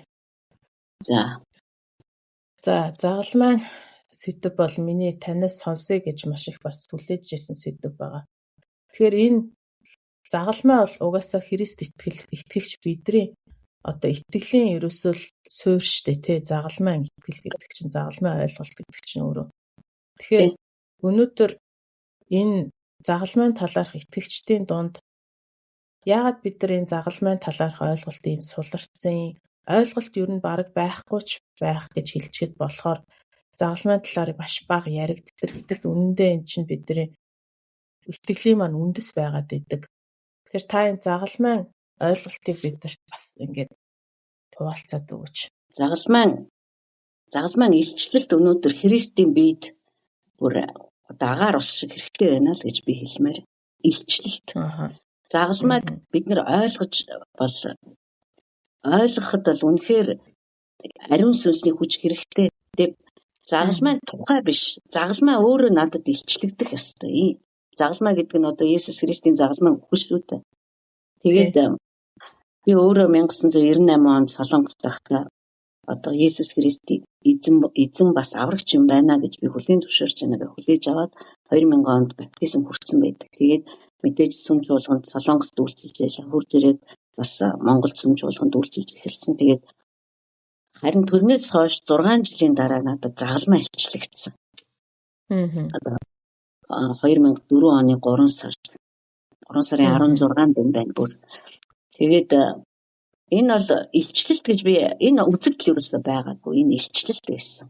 Өөрөөр хэлбэл би юу надад илчлэгдсэн бэ гэхээр энэ би Библийг уншиж байгаа. Тэгэхэд Библийг уншиж байхад илчлэгдсэн юм бол бас биш. Бид нэр залбирч байсан. Тэгээд залбир дууссан байсан. Тэгээд тэр өдөр манайхаа яг түрээсийн байрнаасаа нүүх хэрэгтэй. Тэгээд бид нар яг хаашаа нүүхээ мэдэхгүй. Тэгээд би болохоор аавынхаа гэрлөө буцаж нүүмээргүй гэдэг. Тэгээд бурхнаас гуйгаал гайхамшиг гуйгаал та тий.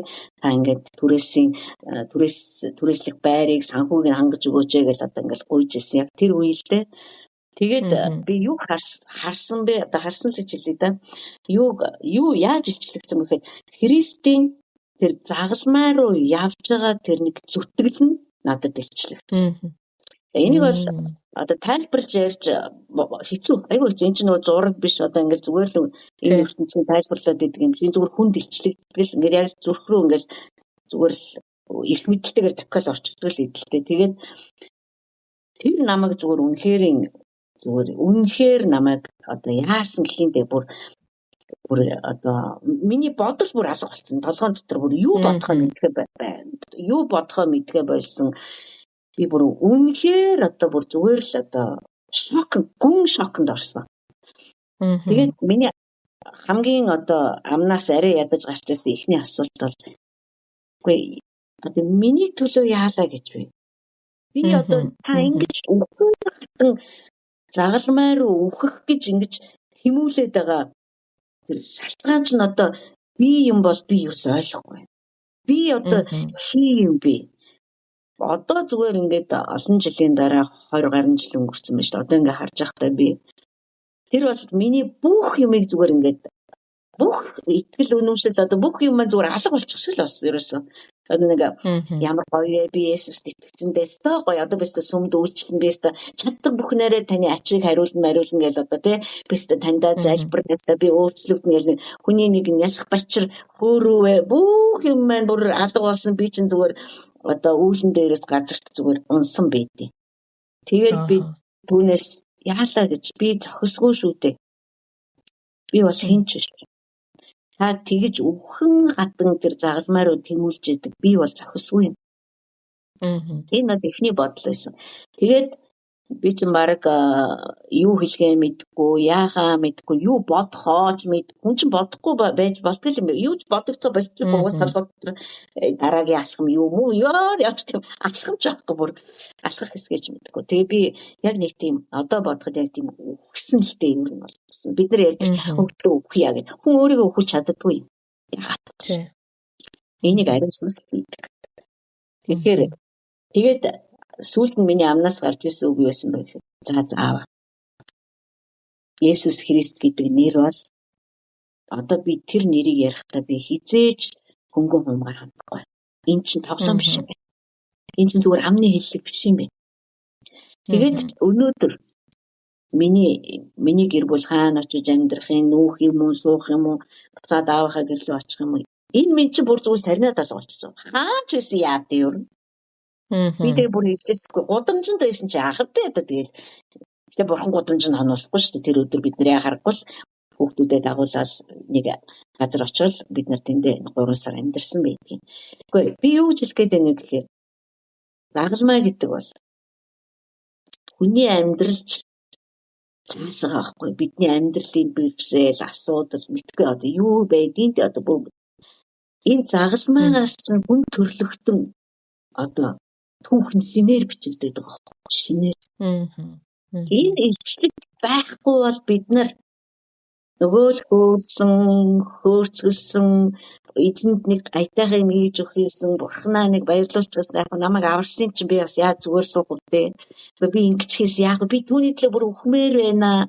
Яг вэ би гэл одоо ингээл энэ бүх хөөрөө байдал маань байгаа л байна. Гэтэ бид нар тэг удахгүй залах юм. Энэ илчлэлт намайг энэ итгэлийн зам дээр юу ч болж ирсэн. Сайлаг шуу, цунами болж ирсэн. Тэдэн удаа бид нар цунами туулсан. Чийж бас тэр донд явж ирсэн бид нар мэднэ.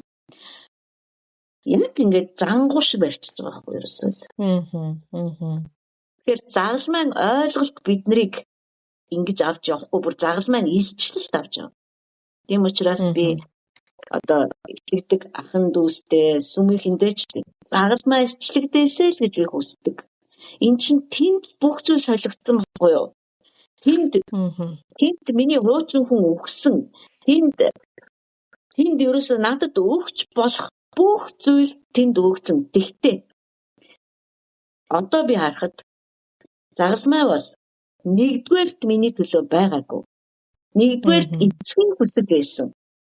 Нэгдүгээрт бурхан хүүгээ энэ хүн төрлөختнийг эргүүлээд надтай эвлэрүүлэх энэ л ажлыг хийгээч энэ ажлын бүх оргилчин загалмай дээр цовдлогдож өгөхөд хийгдэх юмаа гэд хүүгээ илгээсэн. Энэ бол ерөөсөө Есүс Христийн гол фокус. Ерөөсөө хөдөлж, амьдарч, ажиллаж гайхамшиг үлдчихсэн амьсгал нь энэ байсан байхгүй юу? Гайхамшиг ч юу ч биш шүү дээ.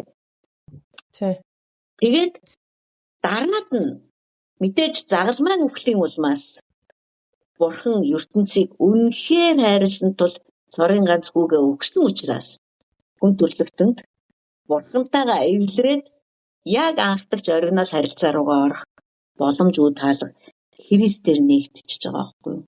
Тэгэхээр ямар чухал дэс дараалал вэ? Бидний амьдарж байгаа амьсгал, амьдрал одоо хөдөлж оршиж байгаагийн үндсэн зорилго бол бид нар тэр л Христийн дүр төрхөөр өсөж хөгжиж энэ нийгэм дотор одоо тэр үхгээд байгаа нийгэм дотор амийг нь одоо аваачж өгөх, найдварыг нь эргүүлж өгөх, гэрлийг харуулах тийм ээ. Энэ л бидний дуудлага штэ. Түүнээс бурхан намайг пастор болох гэж дуудаачгүй. Тэр намайг өөртөө хамт үргэлж хамт байдаг, хүүшиг нь хамт амьдардаг, хүүшиг нь хөдөлдөг, хүүшиг нь ярьдаг, хүүшиг нь явдаг, хүүшиг нь хүрдэг. Ерөөсөө тэр бидний яагаад хайрладаг гэж хүүгийн дүр төрх харагдаад байдаг учраас хайрладаг аахгүй юу? Хүүгийн дүр төрх, хүүгийнх нь хийсэн бүхэн нь биднэрт хамааралтай байгаад байгаа учраас тэр биднийг харахтаа хүүгээрээ хардаг. Түүнээс одоо тэ нэг сувдаа нэг тийм хайр татам юм биш. Бид бүгд адилхан тийм нүгэлтэнгүүд. Тэгтээ анхны татаад бүр хайрлаад байгаа нь юу вэ гэхээр хүүн байгаад байгаа байхгүй юу? бидний дотор хүүн амьдраад байна шүү дээ. Бид нар яг л нөгөө явж байгаа тэгдэл яана энэ хөөрхөн охиныг хараач бүр яг миний охин шүү. Энэ бүр яг миний хүү юм аа, ямар хөөрхөн юм бэ гэж бид нар тэгж хардаг да. Бурхан биднээс хүүн харагддаг, хүүд нь итгэсэн учраас бид нар хүүгийнх нь загалмайг хүлээн зөвшөөрсөн учраас, хүүгийн загалмайн ажилд нь итгэсэн учраас, хүүтэйгээ адилхан болгооч гэд амьдралаа өгсөн учраас тэр биднүүсийг тийм хайрлаж, ширтэж, хамгаалж, хүмүүжүүлж ингэж авч явдаг байхгүй. Загалмай бол бидний амьдралын амьсгал, тэнд бүх юм хийгдсэн. Тэндээс бид нар бүх юмыг авдаг. Есүс Христ үхээгүй бол дахин амьд гэж байхгүй. Би тэр 2004 онд би үхээгүй бол өнөөдрийн сувдаа гэж байхгүй. Яг би нэг гоё христчин нэмэгтэл энэ тэнд нисэж явах байсан ба хаан ч явах байсан би усаа мэдэхгүй л байгаа. Ер нь бол их л хөөрх байсан баг. Гэхдээ энэ зам чинь биднийг юу ингэж загалмайн илчлэлээр ингэж биднийг бүр өсгөх ёстой шүү дээ. Цангаах ёстой шүү биднийг. Тэгэхдээ бол өхүүлэх ёстой шүү. Бүх амбиц дотор маань өхүүлэх ёстой шүү дээ. Энэ загалмай гэдэг бол өчүүхэн би ингээд яриад л ингээд яадаг ойлгуулцдаг ч юм биш. Би зүгээр л энэ миний амьдралыг зүгээр яг ингээд нэг тийм хатан суурин дээр аваачаад ингээд зоогоо ийцсэн байхгүй. Би энэ ч тэр хатан суурин дээр өөрийгөө аваачаад зоосон юм биш. Хүссэн л да гэхдээ би энэ чинь хүн чаддаг юм бол биш байхгүй. Тийм учраас загалмай гэдэг бол зүгээр бид нар тэрийг сонсоод уйлаад мөө эзэн минь ямар өрөвдмөр эсвэл амар өрөвдмөр юм өстэй яах нэстэ сони юм. Петр ямар хогийн юм бэ? Бид нар одоо энэ митийн зүгээр нэг өөрийнхөө тарихаар тийм гайхалтай агуу нүсэр сүр жавхлантай аимшигтай тэр ажиллагааг ингэж жижигрүүлж ингэж холбогдлын бүр юучгүй болгож ингэж харна гэдэг бол энэ үнэхээр тийм би пасторудч тэр итгэгч нарч тэр бид нар энэ илчлэлтийг бүр авах ёстой. Бурхан илчлэнэ. Хацаагүй илчлэн тэр хүмүүстээ илчлэн шүү дээ. Илчлэхгүй байх ямар ч үндэслэл байхгүй. Сая таны яриан дээр надад тийм юм бодогдчихээн л да. Бид нар нөгөө ийм түүхүүд аяг сонсдог шүү дээ. Тэр пастор итгэгч биш болцсон юм байна. Хэцэн байлээ шүү дээ. Тэ? Тэр чин сүмдээ явахаа болоод итгэгч биш болцсон юм билээ шүү дээ.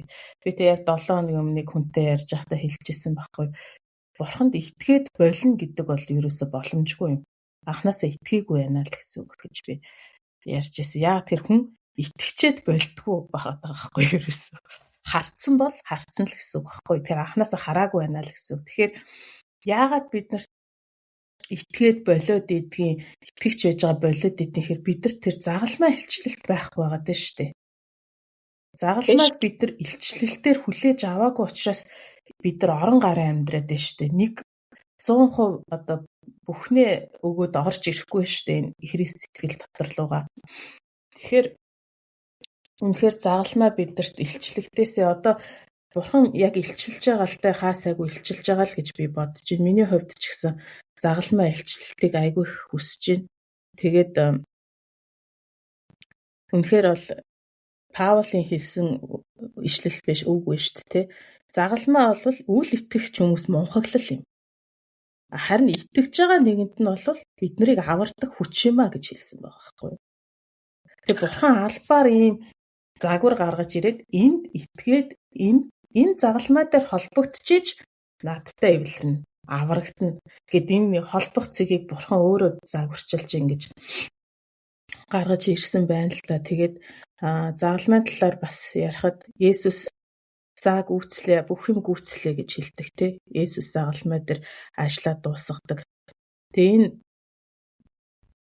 яагаад чи ерөөсөө миний дотор ингээд айгүй маш их юм юу төрүүлдэг байхгүй юу? Есүс ажиллаад дуусгасан байгаа байхгүй юу? За гүйцлээ гэдэг тэр загалмай дээр. Тэгээд Бурханы аврал гүйцэлдсэн байгаа байхгүй юу? Шин гэрээ, ариун сүнс биднэрт боломжтой болсон. Түүнээс биш эн чинь бид нар Христийг мэдэхгүй байсан шүү дээ. Бид нар аврагталд одоо орох зохистой хүмүүс үндэстэн биш байхгүй. Тэр чинь зөвхөн Израильчуудад зориулагдсан зүйл байсан Бурханы ард түмэнд. Гэтэл Христийн загалмай ажлаас болоод шин гэрээ биднэрт боломжтой болж байгаа.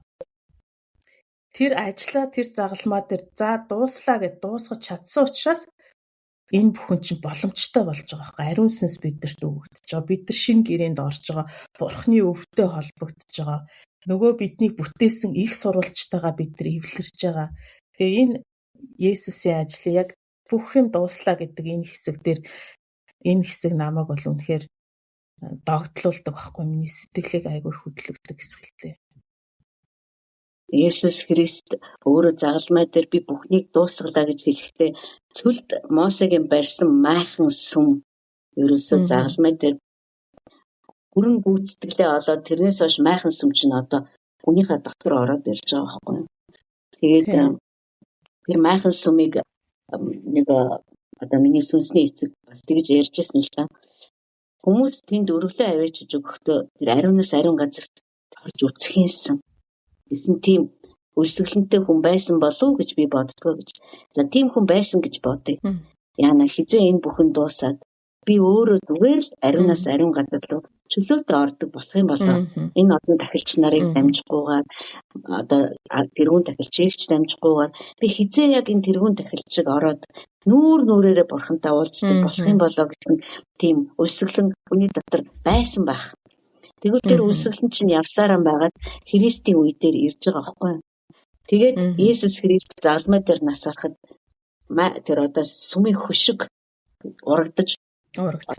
урагддаг, бүтэн урагддаг шүү дээ. Тэгээд нөгөө тэр үе хэдэн мянганы туршид явж исэн тэр өрсөлдөн одоо яг энэ загалмай дээр ингээд цангаагаа тайлж байгаа байхгүй. Одоо зүгээр над шиг хүн одоо ханга байсан Монгол хүн шүү дээ. Би чинь бид нар гэрээний гадаа байсан. Биднэрт бурхны хуучин шин гэрээ ямар ч холбоогүй. Бид нар бурхны авралт ямар ч хамааралгүй ас холын хүмүүс байхгүй юу? Одоо бид нар зүгээр л түүний ариунаас ариун газарт нь орж байна. Тэгээ яагаад бид нар энийг өөрийнхөө хийсэн бүтээсэнтэй холбох хэрэгтэй? Энэ ямар хамаатай юм ер нь бол ямар ч хамааралгүй. Энэ чинь ямар ч холбоосгүй байхгүй юу? Тэгээ бид нар заримдаа ташуурдаг. За би бол миний хийсэн юу ч бурхны дэргэд юу ч биш юм байна, хог юм байна, новш юм байна гэ бид нар юу ч хийхэ болоод ингээд гажуудаа явчихдаг. Нөгөө талаараа би өөртөө нэр бүгдийг хийж чадна, Христ дотор бүгдийг хийж чадна гэж бас гажаа явчихдаг. Бурхан энэ талаар ерөөсөө яриаггүй шүү дээ. Зүгээр бурхантай нүүр тулан уулзахын тулд чи юу ч хийгээд гүйцэтгэхгүй надтай уулзах чадахгүй маа л гэсэн байхгүй. Энийг зөвхөн загалмайн ажил Христийн загалмай дээр өгсөн урсан цусал энийг хийж чадна. Одоо бид нар энийг хүлээн зөвшөөрөөд энэ л одоо эндээс л миний амьдрал ихэлсэн юм а гэдгийг бид нар одоо илчлэлээр хүлээж авах хэрэгтэй л гэж би хэлээд байгаа хгүй. Тэд нар 11 дагалдаг ч гэсэндээ хэдийгээр ойлгохгүй ингээл самуураад явсан ч гэсэн Есүс хэлдэж тэд нар та нар ариун сүнс бууж ирээд та нар хүчийг автлаа. Хаашаач тийв. Одоо энийг бид нар мартчихад байгаа юм. Бид нар хүчийг аваагүй гэж хашаач хамгүй яваад байгаа шүү дээ ерөөсөө бол. Ариун сүнстэй ч амьдарч сураагүй бид нар. Тэгээд тэд нар ариун сүнсийг хүлээж авсныхаа дараа яг тэдэнд одоо нөгөө Христтэй амьдарч исэн амьдрал нь Христийн үхэл нь дахин амьлт нь жинхэнэ утгаараа илчлэлт болоод бүр дотор нь бүр ерөөсөө орж ирж байгаа байхгүй. Тийм л учраас Петр Иесус Христийг 3 таа өгүүлсгсэн тэр шившигт зүйлээ юм ч нэ тоогоо. Үнэхээр түүний дараа хүн босч ирэхэд хэцүү шүү дээ. Христийг 3 удаа ичигчгүй өгүүлсгсэн. Тэгээ Петр яаж зоригтойгоор босож ирээд хамгийн гол нь түүний үгэнд одоо 3,000 хүн үлдгээд аврагдаад байгаа байхгүй. Энд чи юу? Нөгөө загалмайн ажил шүү дээ. Та нарын загалмай дээр цовдлсон тэр Христ гэж байгаа шүү. Тэр чинь өөрөө бас өгүүлсгсэн хүн байхгүй юу? Энэ ичгүүр энэ шившиг чинь өөрөө загалмайд хадагдсан. Энийг чинь Петр ичгээр үлээгээд авсан учраас түүнд ямар ч ичгүүр байхгүй байгаа байхгүй юу? Тэгэхээр уг нь бол бид нар шиг ялгуулсан хүмүүс энэ дэлхий дээр байхгүй. Есүс Христ тэр бүр одоо тэр үхсэн үхлээрээ үхлийг ялсан. Бид нар дахин амьсан учраас. Одоо бид нар Есүс Христийн загалмай дээр үхсэн үхлийг нэг тийм аимшиг гунигтай, тийм гашуун, бүр нэг тийм ямар ч цөхрлөөр дүүрэн одоо асгартлаа уйлдаг нэг ийм сэдв байлгахыг бүр сүм бүрт хориглох ёстой. Тэр загалмай дээр чинь Есүс Христ үхэж байхдаа үхлээрээ бүр гайхалтай хүчрхэг хүн хийж чадахгүй ажлуудыг тэр хийжсэн. Одоо бид нар загалмай ажил гэж нэрлэдэг. Загалмай дээр л хийсэн ажил. Загалмайгаас өөр газар хийх боломжгүй. Бодолтой загалмайг тойроод үе түмэн хүмүүс түүний үхэхийг хараад байжсэн. Одоо бид нар Матай номыг уншсан ч гэж байж байгаа. Бүр агуу тэрүүн тахилчаасаа ахуулаад магадгүй түүний эдгээсэн хүмүүс ч тэнд байсан байх. Зарим найс нь үхтлээ айсандаа юу ч дуурч чадахгүй адилхан ингээд цовдогдоод өгчөж магадгүй дуугаа байсан байх. Зарим нь те эдгэрснээ мартцсан. Одоо ч чаддсан бол буугаад ир за тэгвэл өстэй яг чамд итгэе гэд нөгөө тэрүүн тахилчин дэргэд авчижсэн ч гэж болно. Бүгд тэрний эргэн тойронд одоо шоолгон шоолол одоо цөөхөн хитэн эмэгтэй гэж байгаа шүү. Цөөхөн хитэн эмэгтэй хов зогсоод түүний хэрхэн үххийг харж байлаа гэж байгаа шүү. Үххийг нь харж исэн тэр л эмэгтэйчүүдтэй Христ анх дахин амьснаа харуулж исэн баггүй юу. Тэгээд тэгээд Есүс Христ тэгээд одоо би Жош Макдаулын номыг уншиж байхад тэнд бичсэн байдаг л да. Есүс Христ бол яг үндсэндээ бол маш их өвдөж саналж одоо цус алдсандаа бол хүйгүй. Харин тэр зүрхэн хаагдаг гэсэн гэж одоо нөгөө шинжээч эмч нар чинь 2000 жил өнгөрсөн ч гэсэн юм шинжилгээ судалгаагаа хийж идэм байна. Маш сонирхолтой ном байдаг тэр ном. Орос хэлээр орчуулагдсан байдаг. Монгол хэл дээр эдгээс мэдгүй. Тэгээд зүрхэн хагарсан шалтгаан нь юу вэ гэхээр яг нөгөө те аава та юунд намайг орхив? Есүс Христ дэжтэй зөвхөн бидний гэм нүглийг үүрсэн биш. Бурхангүй амьдралын аимшигыг өөр дээрээ авсан. Тэгээд энийг хүн даадгүй, хүний бие даадгүй байхгүй. Хүний биеийг бүрдүүлдэг юу гэдэг сэтгэл санаа, оюун ухаан бүх юм нь энийг даадгүй, сүнсэн даадгүй учраас хүн үхэж байгаа байхгүй юу? Тэр хүний биеэр ирсэн байж байгаа бурхан штэ. Тэгээд тэр аава та юунд хизээч салж байгаагүй аав. Бурхан хүртэл тэр түүн дээр цугларсан тэр гэм нүглээс бүр өөрийн ирэхгүй нүүр буруулахдаа тэр чинь хүүрүүгээ анх удаага харахгүй байгаа байхгүй юу? Яг энэс гашуун зовлон хүн даахгүй. Хүн бол одоо би нэг ухаантай хүний бичсэн номыг уншсан чинь хүн бол ер нь зовлон бол дийлдэг. Тэгээд зовж гарч ирчээд бурхангүйгээр даад гарчдаг юм байна. Яаж хийж байгаас хамаг ураханаас шахав. Харин хүн бурхангүйгээр амьдрч чаддгүй, итгэдэг байна уу, итгэдэггүй байна уу хамаагүй. Яа гэвэл чинь амийг бурхнаас авсан, амьсгалыг бурхнаас авсан. Агтан бурхны гатгахтай. Тэр бурхнаа таньж мэдгүй явсан хүн танихгүй мэдлэг дотроо өгдөг. Бурхнаа мэддэггүй хүмүүс өгдөг юм а гэж одоо Библиэлд байж байгаа шүү. Тэгэхээр Христийн үхлийн шалтгаан бол зөвхөн тэр зодуулж үзүүлсэн цус алдсан тэр байгаа. Ер нь бол загалмай дээр хүн бараг сайн биетэй хүн бол 72 цаг болдог гэж одоо бичсэн байдаг шүү дээ. Тэгэхээр Есүс Христ 6 цаг л болсон. Гэхдээ тэр зүрхэн тэсэг байхгүй. Тэгэж их бурхантайгаа ойр дотн амьдарч байсан. Тэгэхээр чи түрүү хэлсэн ш би итгэдэг байсан. Одоо болцсон. Хүй итгэлийг би өөрөө би болгодгүй маа. Итгэлийг тэр надад үүсгэж өгдөг юм миний дотор. Итгэлээ тэр надад ятгаж өгдөг юм. Миний дотор зүгээр суул тэр өөрөө ингэж үүсгдэг байхгүй. Энийг би өөрөө за итгэе гэдээ би итгэлийг өөртөө зохиодог юм ч биш, өөрөө хөгжүүлж юм ч биш. Тэгэхээр эхнээсээ тэр хүн өөр сайн мэдээнд итгэсэн. Бурханд итгэжүүл би өвчнөөсөө салах юм байна гэж итгэсэн үү? Эсвэл бурханд итгэжүүл нөхөртэй болох юм байна гэж итгэсэн үү? Мэдхгүй. Яг юу гэж итгэсэн хүн өөрөө л мэдэх байх. Харин хүн үнэхээр за би танд итгэхээ шийдлээ. Та надад харин өөрийгөө итгүүлээ шүү гэх юм бол бурхан итгүүлэх ажлаа хийж эхэлдэг, ятгадаг. Тэгээд энд чинь загалмайгаа тэр ятгахгүйгээр хүн хол явахгүй гэдгийг тэр маш сайн мэднэ. Загалмайн ажлын улмаас та бид нар өөрчлөгдөж байгаа. Загалмайн хүчээр бид нар өөрчлөгддөг гэж дуулдаг шүү дээ. Наад дуугаа сайн дуул. Наад чинь бидний дуулахтай сүлт дуу байхгүй юу? Тэгээд хоёлаа христчдийн сонгодог номлолын нэг сэдвийг яриа л та. Загалмайгаа үрээд Христийг дагаа гэж. Одоо энэ ер нь маш олон самуурсан ойлголт байна л да. Загалмайгаа үрээд Христийг дагах талаар буруу ойлгосноос болоод бид нар Христ итгэлийнхаа амьдралыг буруу болгож тэ буруу амьдэрч бурхнаас бүр холдож явж байгаа тохиолдлууд маш их байна. Тэгэхээр энэ боломжийг ашиглаад хоёулаа та бас загалмайгаа үүрнэ гэдэг талаар өөрийнхөө илчлэлтийг хуваалцаач. Бид нар энийг юу гэж ойлгох ёстой юм бэ? Яаж загалмайгаа хүн үүрж Христийг дагах юм бэ? Загалмай бол Есүс одоо Паул эцэн байдаг л да. Бурхны хүү үнэндээ бурхан байсан боловч боолын дүрийг авч дарууссан юм аа гэж. Загалмай бол ийм л даруусал. Загалмай бол үхэл. Загалмай бол хүн өөртөө идэх ёстой эрхээсээ татгалзах. Загалмай бол нэг мэдсэн чи би бүр загалмай дэргэд бүр амар өчүүхэн болдог шүү. Загалмайд бид нар байж тэ ингэж аявих ярьдаг л да. Чи наад хийх ёстой юм аа өөрөө л хийгээч тэ надаар ягаа хийх гэдэг хүн болгон өөрийнхөө загалмайг л үүрэх ёстой гэдтэй гэж ярихыг би сонсч байсан. Тэгэхээр загалмайг нэг хийх ёстой нэг ажил одоо яалмал юм уу хайшаа одоо тий.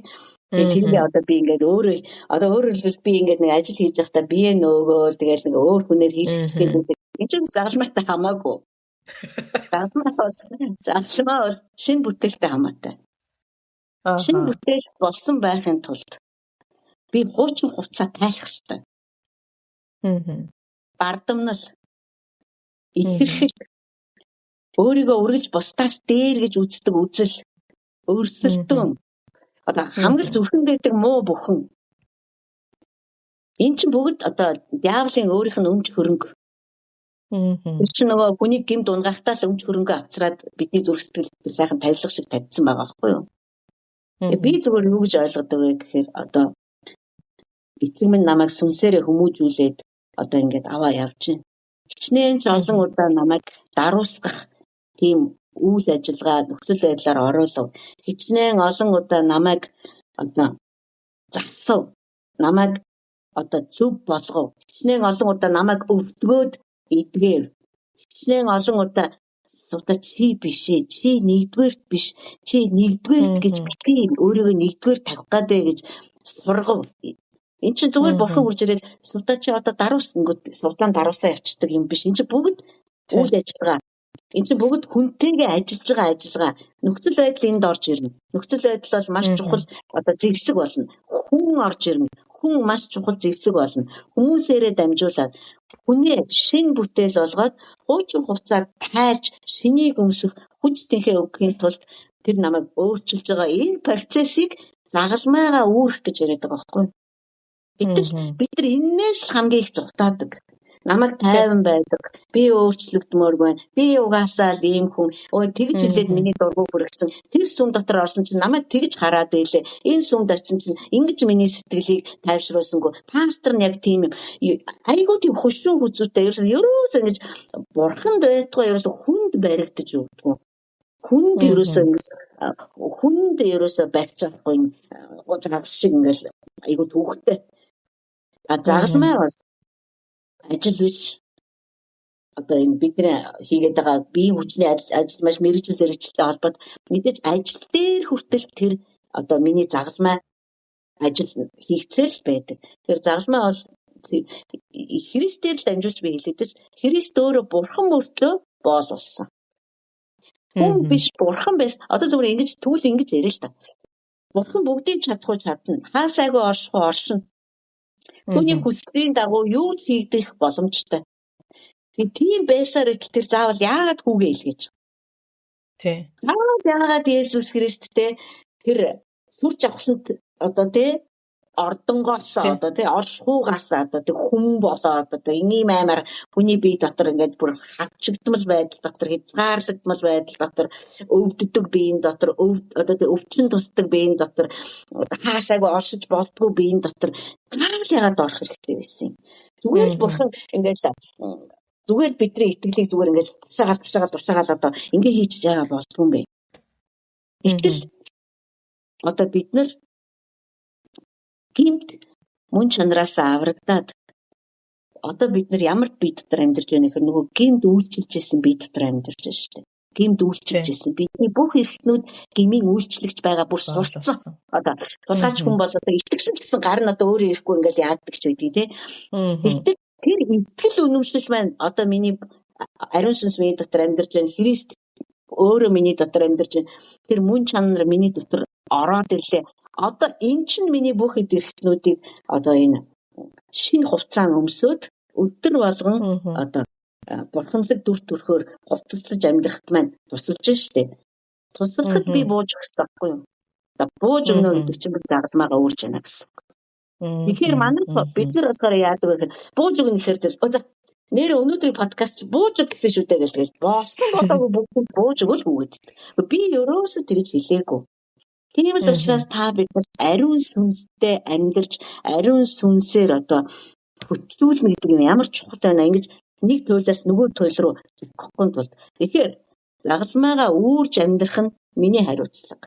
Би мандахагийн өмнөөс загалмайг нь үүрж чадахгүй боломжгүй. Би хүснэж боломжгүй.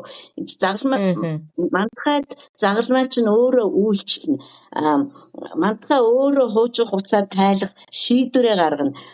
Тийм ээ би ерөөсөө одоо гэмд үйлчлэхгүй би чинь шинэ бүтээн шүү дээ. Би шинэ хуцаа өмснөө. Энэ чинь зүгээр л хуцаа тайлал өмсөө наа гэдээ яваад өгдөг юм биш. Учраас бууж өгөх хэрэгтэй. Уучлахад бид нар загалмаа ямар их ажиллах хэрэгтэй байдаг вэ? Бид ч уучлахгүй бол яамаа уучлахмааргүй энэ дулаан цаа намайг амар гүжирсэн барьсан гэдэг.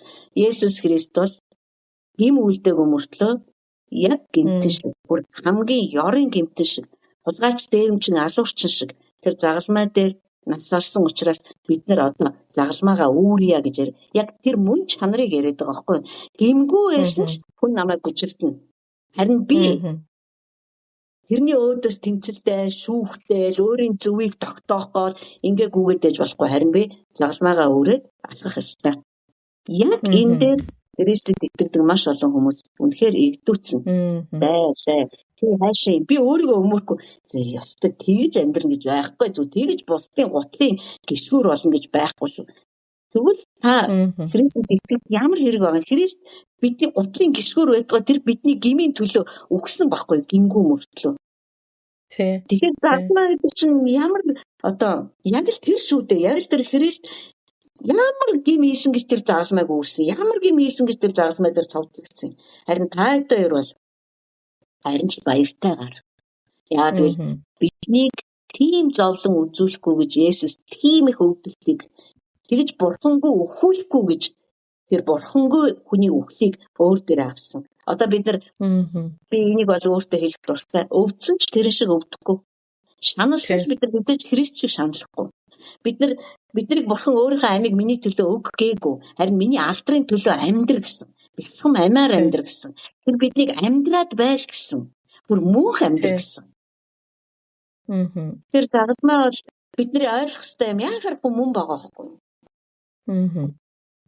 Одоо таныг ярихад надад бас ийм бодол төрж байна л да. Би саяхан бас нэг Монголын мэдээ үзэж хагаад энэ бидний өөрийгөө өмөөрөх чадвар бүр үнэхээр оргил агсан төвшөндөө үнэхээр хамгийн дээд зэгтээ тулсан юм байна гэж надад харагдсан байхгүй юу.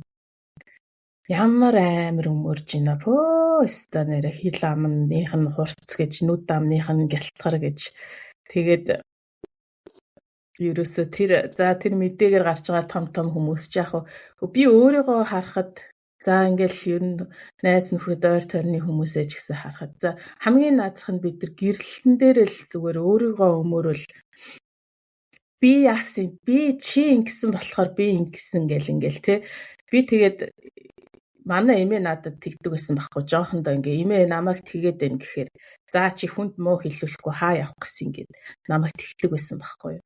Тэг гинт тэр надад сүүлийн үед санаанд ороо. Тэгээд одоо ингээ харахаар бид нар нөгөө өөрийгөө амар өмөрдөг бүр юр бусын тийм бүр өндөр түвшний өөрийгөө өмөрлөлт ингээ ажиглагдаад байгаа байхгүй надад. Тэгээ саяны таны яриаг ингээд сонсоход загалмаагаа үүрэх чинь бас зүгээр л өнгөрүүлэх одоо тэгэл сүмд гарч байгаа олон маргаан хуваагдал муудалцаа энтрийг харахад дандаа бид нар амар өөрийгөө өмөрөөд байгаа байхгүй бүр би бол ерөөсө 100% зөв тэр бол ерөөсө 200% буруу Тэгээ өөрийн гэсэн зөвхт байдлыг бид нар үүсгэсэн. Ер нь итгэгч хүн ийм байх ёстой.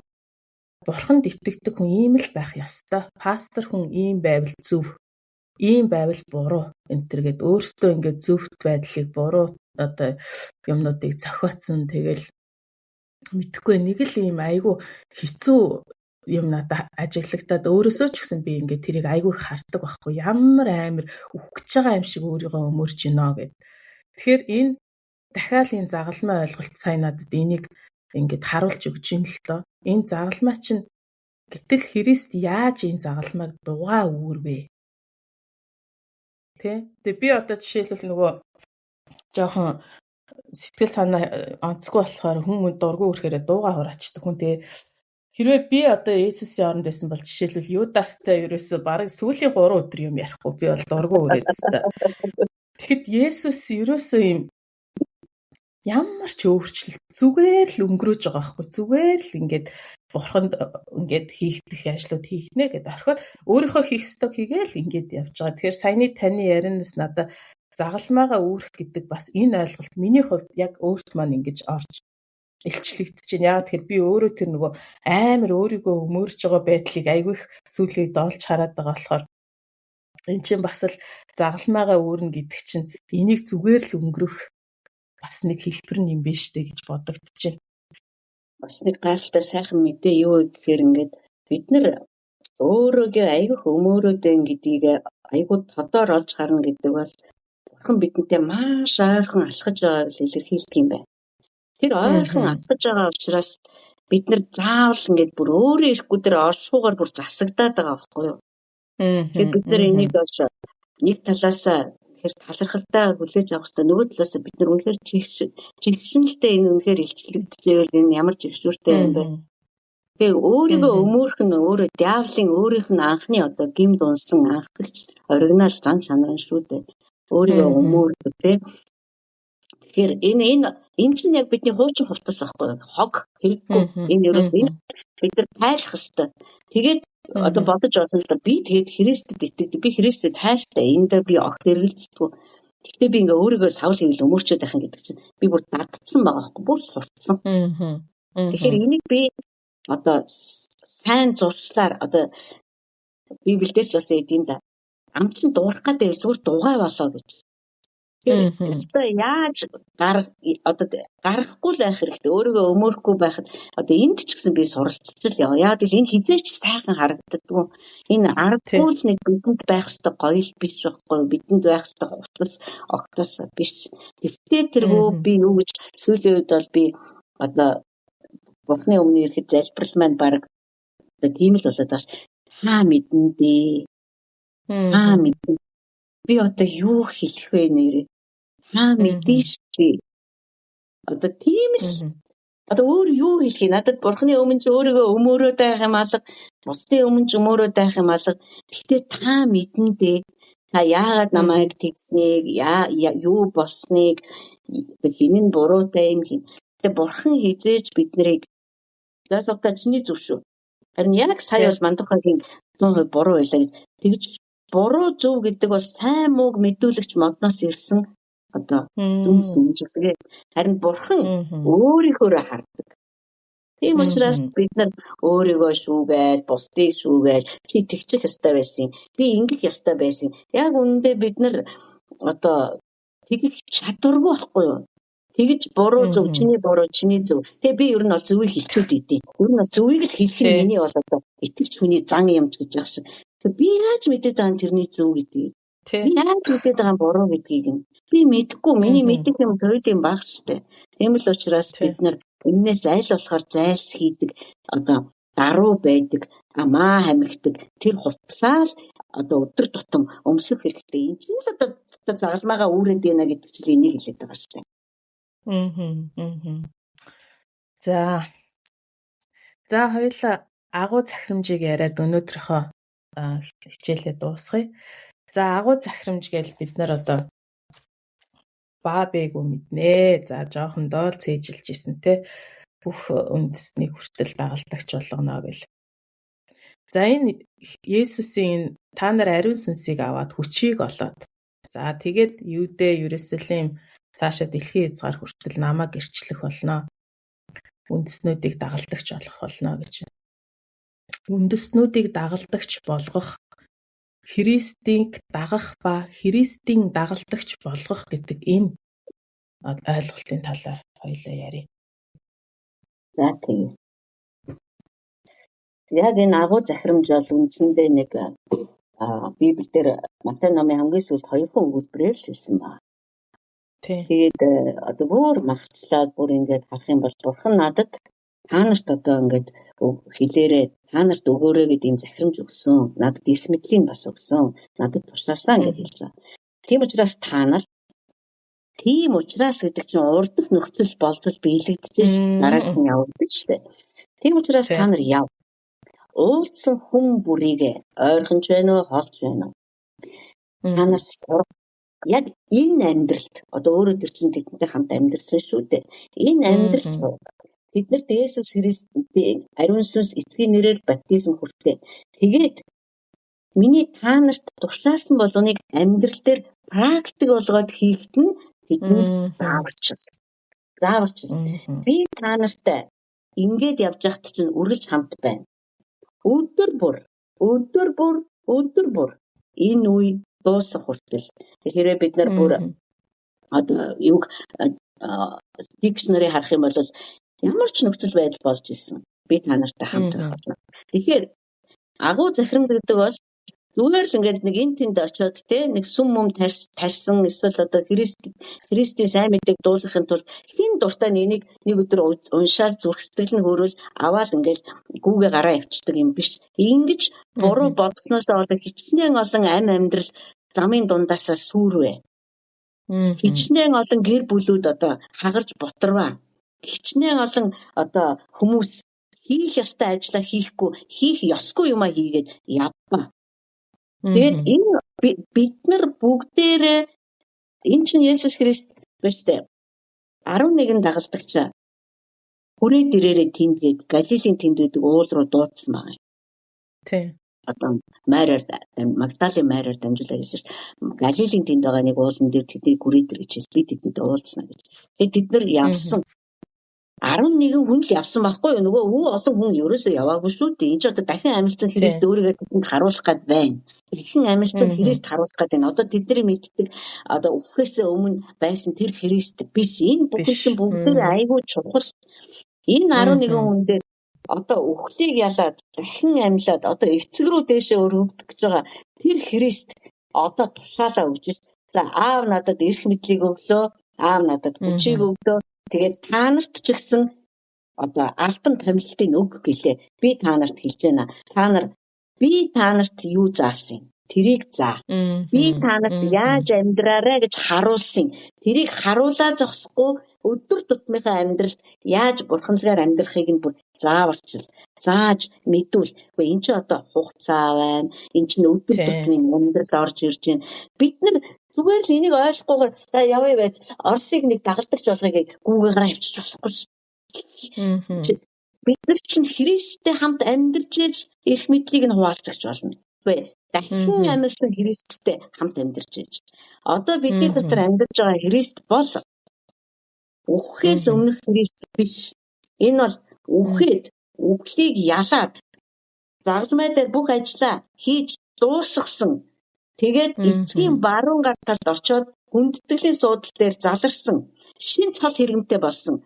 Агуу тэргүүнд ахилж аврагч алагдсан боловч цэг зогсож байгаа хураг шин титмийг авсан тэр Христ одоо миний дотор амьдарч байгаа. Тэгээд энэ Христтэйгээ амьдарч би өсөж төлөвшөж эрх мэдлэлд нь гаршиж одоо тийм ээ бүх тал дээр түүгээр сургагдаж тэгээд түүнтэй амьдарч сурсан 11 хүндээ хилээдэн шүү дээ энэ чинь. Амьдарч сураагүй 11-дээ хилээгүй. Зүгээр нэг гайхамшиг авсан 100,000 хүнд ч хилээгүй. Зүгээр өвчтэй байсан 10 хүнтэй ч яриаггүй. Энэ чинь өөртөө нь өдөр шөнөгүй хамт байсан 11 хүндээ би та нарт бүгдийг заасан. Яг тэрийг очоод заа. Бигтээ ариун. Тэгээ бид нар Үлс намыг одоо яг намын хамгийн сүүлийн бүлэг дээр бол хэлж байна. хүчийг автлаа. Ариун сүнс бууж ирж та эдгээр чи хараахан хүчийг аваагүй байгаа. Энийг сонсчвал тэд нар гүүгээгүй. Одоо бид нар ч одоо үгүй морь хүртэл эзэн нь давирахаар хөдөлдөг үсттэй юм чинь. Бид нар яагаад ингэж нэг юм сонсчод хааж дутуу сонсоо. Энэ бидний хүүхэд байгааг их хэлчихдэг л дээ. Би жоохон бахтаа. Ээж маань одоо чиний эмээ штэ. Ээж маань суудлаа дэлгүүр яваад ирмээ эдэн дөрөвчд халахмал аваад ирэнгүүт би гараад явах нь айгүй чухал. Тийм учраас өгсөн мөнгө зөв шүүрж аваад хэдэн дөрөвж авах гэдэг бошгон гүүгээл гараад ээж араас нь гүй сувтаа чи юу авахаа гүйцэд сонсноо гэж би ч гэсэн сонсон гэдэг. Тэгээд замын дундаа нэрээ яг юу авах гэлээ гэж бодож. Заримдаа би яг ийм байдал хардаг байхгүй. Яагаад бид нар Христ хэлжээч заавар нэг тодорхой юм те. Тэгэхээр агуу захирамжлал нэгдүгээр түүнтэй амьдрдаг хүмүүс өгсөн захирамж. Бурхан хинтээ хамт амьдрснаа мэддэг учраас хэнийг явуулахаа тэр мэднэ.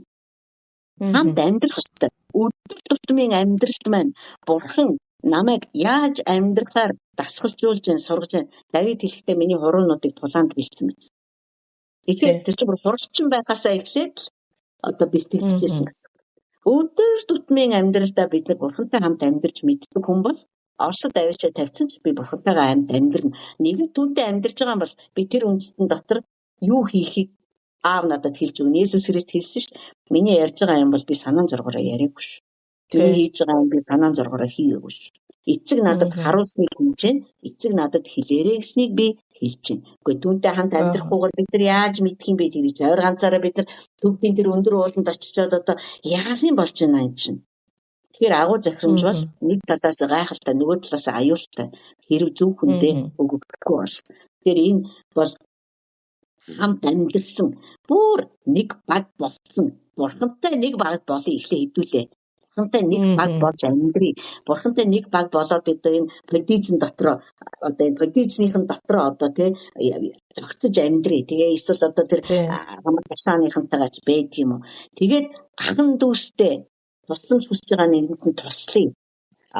Зөвлөгөө хүсэж байгаа нэгэнд нь зөвлөе. Одоо ингээл эхлэн штэ. Есүс Христ хэлсэн байдаг штэ. Миний ажил бол үнэхээр сахаа юм. Гэхдээ та нар бити одоо залтаарай. Та нар зүгээр ингийн юмнаас аяг ус гуйж байгаа хүнд аяг ус үг. Ингээл эхэл. Ажилгүй юм бол явж ажил хий. Ингээл эхэлнэ. Түүний их мэдлийг бид нар ингэж л одоо хэрэгжилж эхлэх нь залбирал дотор хэрэгжилж эхлэх нь ажил дээрээ сурж байгаа газараа одоо хатуу хамаатан садан дотроо тэгээд та хар хэсэг хугацааны дараа хүмүүс таныг хүндэтгэн сонсож эхэлж гин үү? Хүмүүс таныг хэн нэгэн юм байна. Энэ үнэхээр энэ хүний үг бол үнэхээр өөр шүү гэж харж гин үү? Хараач дээ өөрийгөө. Зүгээр л гуяа алгадаал эзэн минь намайг мөнгөтэйчсэн мөнгөгүйчсэн архангаар яв гэсэн гэж бид нар гараа шидчихдэг. Гэхдээ тийм ухаангүй байг гэдэгт хэлээг байхгүй. Тэгэхээр агуу захирамж гэдэг бол миний ойлгосноор бол энэ сайн мэдээ тарах талаар зөвхөн биш. Энэ бол бидний дагалдагч байх тухай. Тэгээд тэрүүгээрээ дагалдагч байснараа бусдыг дагуулах Христийн одоо Христ рүү дагуулах ийм захирамж тушаал байх нь шүү дээ. Эхлээд бид Христийг дагах гэсэн. Эхлээд Христийг дагах гэсэн. Одоо ингээд дагалдагчийн сургалт мургалт сургууль дагалдагчийн сургууль гэж зөндөө байна. Үнийг дагахыг заагаад идэх. Гэтэл эхлээд бид Христийг дагчвал дараад нь надад өгж байгаа чи энэ хүнийг дагаарай гэдээ өгж байгаа тэр хүнийг бид нар таниад дагаа явж тэр хүн чинь бас Христийг дагах хэрэгтэй байхгүй юу? Тэгэхгүй зүгээр л дагалдаг гэдэг. За чи энэ хүнийг дагана шүү гэж бид нар тэр хүнийг дагаад энэ бас л айгүй учир дутагдaltaй. Тэгэхээр цөмөөрөө эцэст нь энэ их ярианы дараа зүгээр л өдөр тутмынхаа амьдралд Христийг дагаж сурыг. Түүгээр амьдрч заалгая. Түүгээр амьдралаа одоо амьдралынхаа одоо тийм бариулыг одоо юу гэх амьдралаа түүнд өргөе. Тэгээд тэр зүгээр аваад яваг.